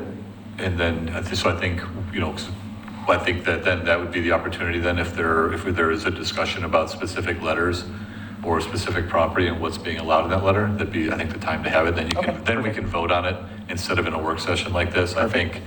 I think, I'm not sure we got to final decision or final recommendation on some of those through the work session. Yeah, I don't think we did either. So I think we have to do it through the public hearing process. Yes. Perfect. And then we'll amend them, whether it's just, wordsmithing what it is or, uses that are in or out on for each property as we go through them. Perfect. Thank you. And I'm assuming that we're going to have a summary of where we last left off for each of the properties, and it would also be helpful, I think I talked about getting the aerials for all of them Right. in the packet would Right. be helpful. Right, so I think the letter is hopefully summarizing where we left off, Yeah. where we had consensus Right. for properties, and then, yes, we're having aerials made that will go with each letter for each property. Perfect. Okay, thank you for I think- bringing that one up. I guess I don't want to open up a can of worms here, but just, we will be talking about some of the costs. And I'll just put it out there now. So when we move a lot line, that's a process. Expensive. Right. And then when we move the line, the zoning does not move with the line. So we're going to end up with, for VFW, a split zone, and for the Yates property, a split zone. We're recommending that we don't do the comp plan and zone change right now, because we're going to come back with Center Street. We're going to have to, with Center Street and the 2 lots, we're going to have to rezone and do the comp plan amendment on those. We would probably package those 2 properties if that's the way we go with those 3 properties. Makes sense. And then planning has some other little cleanup. So we would probably do it as a legislative process, like unless the property owner wants to come in and pay for it. I mean, that's kind of what we're recommending, instead of us running a zone change for each of those and the city paying for it. We could lump it into a legislative process, knowing we're going to have to do one in the near future for Center Street to get that out of the institutional zoning in the future. So just putting that out there. It just makes sense to bundle it. Yeah, If- and then there are costs, I think we'll just have to talk about with the, lot line adjustment, you have to plot partition, we got to do the survey work. So we're getting estimates on those, just so it's part of the conversation. Okay. Okay, let's run through our committee reports. Scott, you're up. I will, regarding CSE, I'm going to defer to Commissioner Marl. I wasn't able to attend last night. And as far as the HSCCC, there's not been a meeting since the last report, but there is one on Monday. On Monday, okay. All right, well, keep us posted. Commissioner Smith? Let's see. So for the DMMO, we met on June 16th, and that meeting was mainly still a discussion of miscellaneous, getting the group, essentials figured out. But they did have an update in the process for looking for the executive director. So Whereabout is the consultant that they've been working with. As of that meeting, they had opened the process for applications, but at that meeting, they had not received any applications at that time. The deadline was on the 24th of June. I'll report back on that. I have some updates on that. They had a. When is the next meeting, by the way? That is a very good question. Because I still haven't been getting any notifications about when the meetings are, so I don't know do when not the have them on my next meeting calendar, is. which is annoying to me. Let's see. They had more conversations regarding grants and funding with Oregon City and all that, so that's a continuing dialogue. Let's see. Basically checking to make sure all the members of the have access to DMMO files and financials through, Drive that they set up and things like that. The update, though, since then was they received, as of the June 24th deadline, they had received 5 proposals for the RFP for the executive director. They Whereabout went through those 5 proposals. The process was Whereabout was going to go through all the applications, narrow them down. They eliminated 1 proposal because it didn't fit the needs apparently, and then so that brought them to 4. Those 4. I'm confused. Are these applications for the executive director Yes. or proposal for something else? Proposal for the executive director is contracted. It's going to be a contract position, so they're making Right. a proposal rather than being a staff person. Okay, so these are people who are submitting applications to be the executive director with a Yeah, but proposal?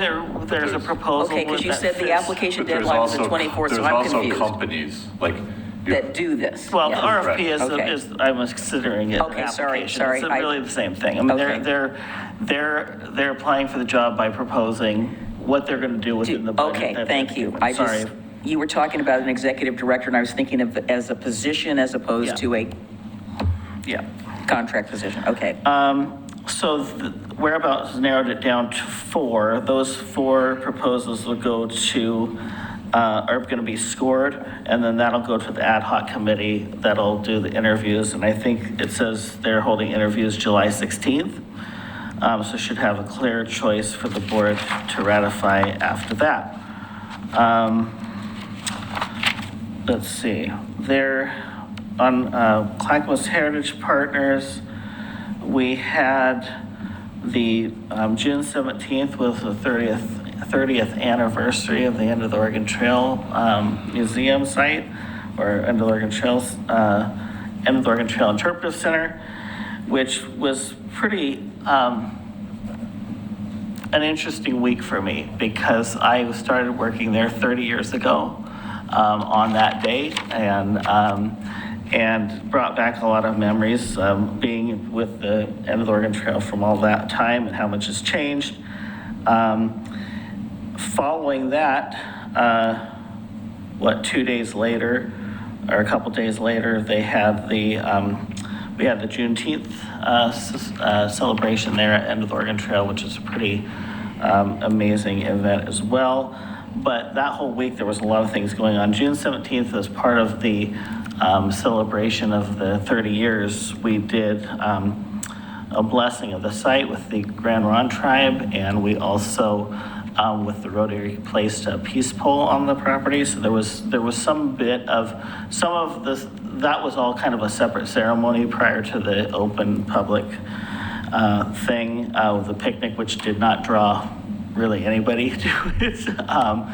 But the kind of a refocus on that site and a hope to really make a space for telling all the histories of this city. And so the board in its last meeting and last trainings, the Clackamas Heritage Partners board all made a commitment to board members themselves making a commitment to doing some research and trying to do some history on some of the other stories that we're not telling at the site. One of the things that I've been very interested in is researching the Chinese history of Abernathy Green, which is originally at Green Point, which was a very, a fertile place for growing and growing hops and other things. It was a fishing village. It was an a neighborhood of Oregon City where a lot of immigrants lived, including Chinese laborers that built the railroads for Ben Holiday and everyone, but also there was a Chinese garden at Greenpoint. And so there's a lot of history there that we aren't sharing beyond the normal pioneer story. And that came up throughout that week because of the Juneteenth celebration, because of the other things going on at the Interpretive Center. So I think that's pretty exciting. I think that's about it. I don't know if anyone wants to talk about South Fork. South Fork was mainly water rights, which I've been over I don't know how many times. We talked a lot about our water rights and where we are kind of in the legal world of that and the future of that, and kind of making a game plan for which water rights we want to work towards implementing and all yeah, that. that was the word they used, develop. That was a little bit of a review for me, but I don't know, am I missing anything else from South Fork? Someone else can speak to it. We're having a get together in August, I think. Yeah. We don't meet in July. Because they're making water. Because we're making water, yeah.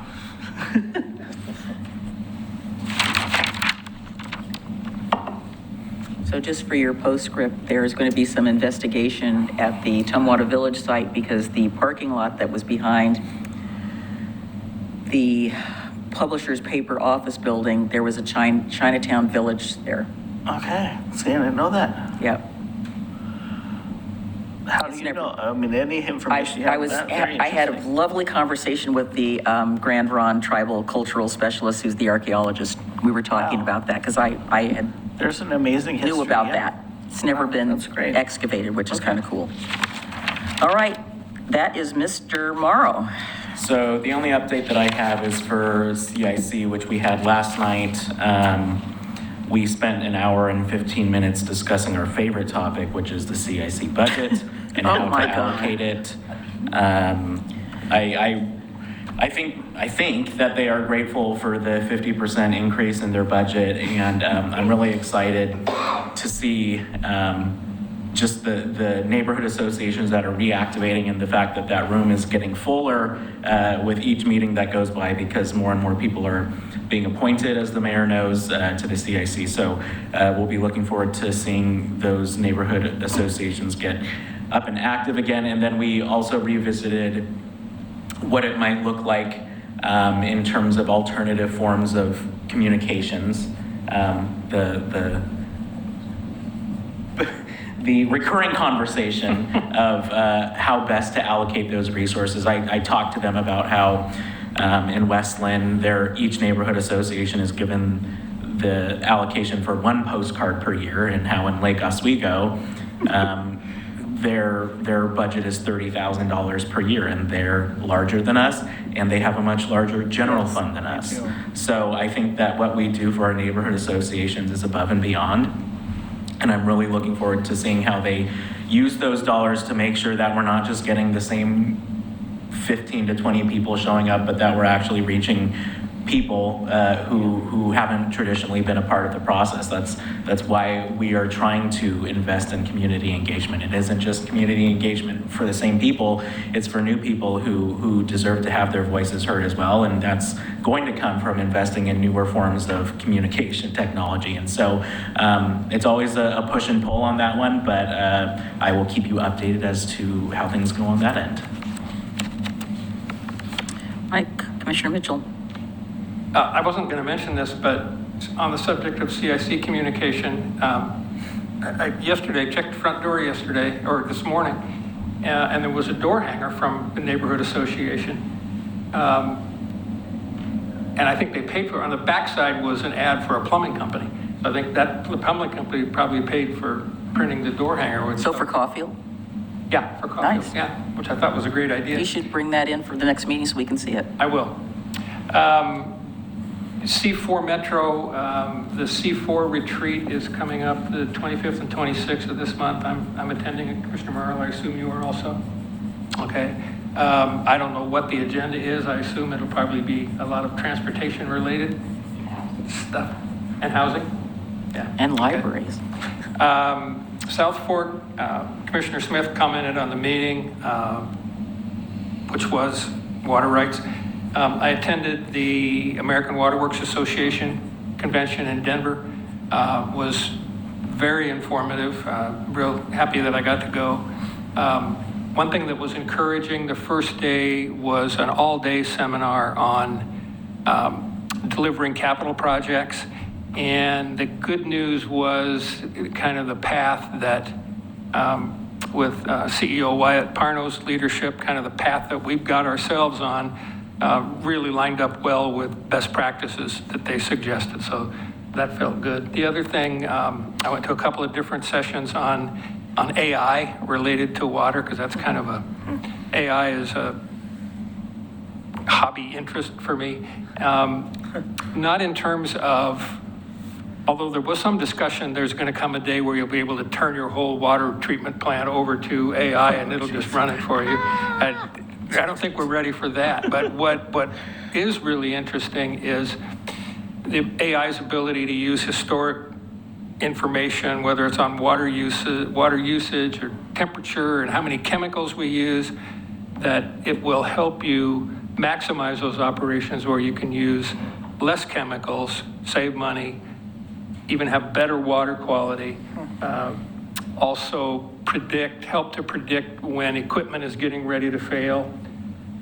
So there's a lot of AI possibilities to help streamline operations. So it was a very informative conference. As always at conferences, some of the sessions were great, some of them were awful, but that's the way it goes. And when I was deciding which ones to go to, as I'm looking at the titles, I figured, okay, if I don't have any idea what one of those words in the title means, I probably don't want to go to that one. Did you do all the drop downs? Yeah, PFAS. You had to go into the title and then you had to drop down. Right. But when it started getting into water chemistry and that kind of thing, yep, not my wheelhouse. Did you participate in the water taste contest? I did not. I did that last time. But I did watch the pipe tapping. Yeah, contest. I did that. That is really interesting. So I will say the year I went, the Pacific Northwest won the best tasting water, which was Nice. which was perfect because some of that water that they had there from other places, oh my God, you wouldn't want to wash your clothes in it. Anyway, it was very informative. It was horrible stuff. I was like, and then you'd smell it, would be like, oh no. So if it smelled bad, and when I put the cup up to my face, I said, no, not trying that one. Okay, let me run through mine really quickly. So the Arts Commission had their first event. It was a 6x6 art event. I will say that I left some money on the table there personally. Some of the tiles, and Commissioner Marl was there. We were going around looking at stuff, and I thought they did a great job. They had a debrief so that there will be some changes if they want to do this next year. Clackamas Water Environmental Services, you heard the report we had at our last commission meeting, so I don't need to really go over anything else. The pump station dedication is tomorrow in Gladstone, which I will be attending. Youth Advisory Commission is done for the year, but I'll be working with Hannah and talking with Adam about the applications that have come in to see who we've got. We just beat our feet all over town trying to talk to people and the kids and trying to get interest in this school and that school, and tell you, lots of people took applications, but not all of them, I don't think all of them came back in. The DOCA, the recent event for the wine walk, was really good. We unfortunately had a citizen who was a little bit not ready for prime time, caused some disruption, but I think that was taken care of very quickly. As you know, the first city festival is the 26th of July, and I calculated by when we did the first one that this will be year 31 for the first city festival, starting in '94. So that'll be kind of fun. They didn't do anything special for t-shirts, but we'll work on it for next year. Impact, the usual exciting, exhilarating meeting that it always is, and there was a recommendation to Metro Council to support the extension of the streetcar to Montgomery Park. I was the only person that voted no, and it was on principle, because why do we need more streetcar stuff when the rest of us are languishing out here in the wilderness with no good transportation, and it's basically just a boondoggle for property owners anyway. We talked about the transit corridor, that new transit's going to be created in the Tualatin, Tigard, sort of Aloha area, which is totally needed. It's rapid bus. It'll be really help get people out in those outlying areas into major metropolitan areas on the west side. And so, of course, Brent Sherman and I both asked, okay, so where's our facility for the west side, the east side? Of course, we got no answer from the staff about that. Obviously, you heard about South Fork.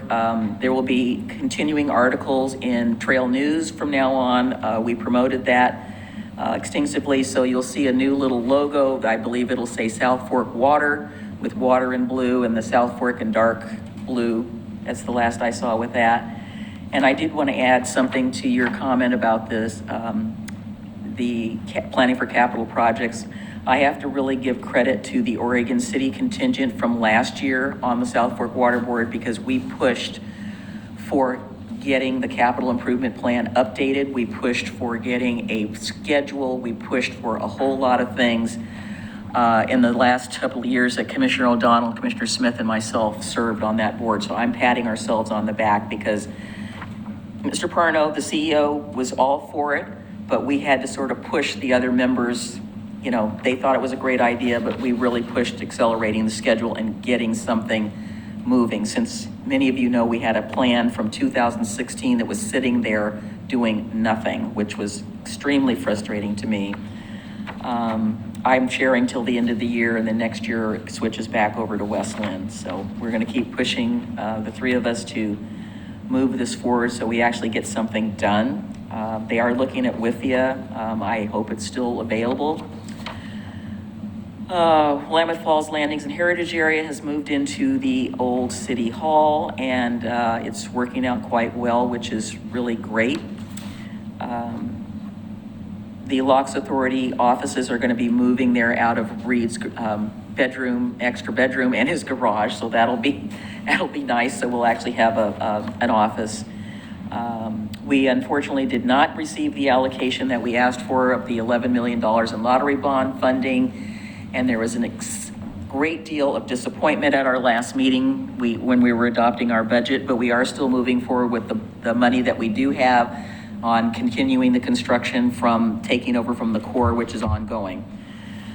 We do plan to go back and ask again because the money is going to be needed to get the locks operational and open. We only have so much money to go so far. Willamette Falls Legacy Project, obviously no movement on that, although a couple of articles in the paper said that they had representatives from X city, and Oregon City was listed, and I went, really? Which we don't. And then, as I said, the Locks Authority is, we adopted our budget.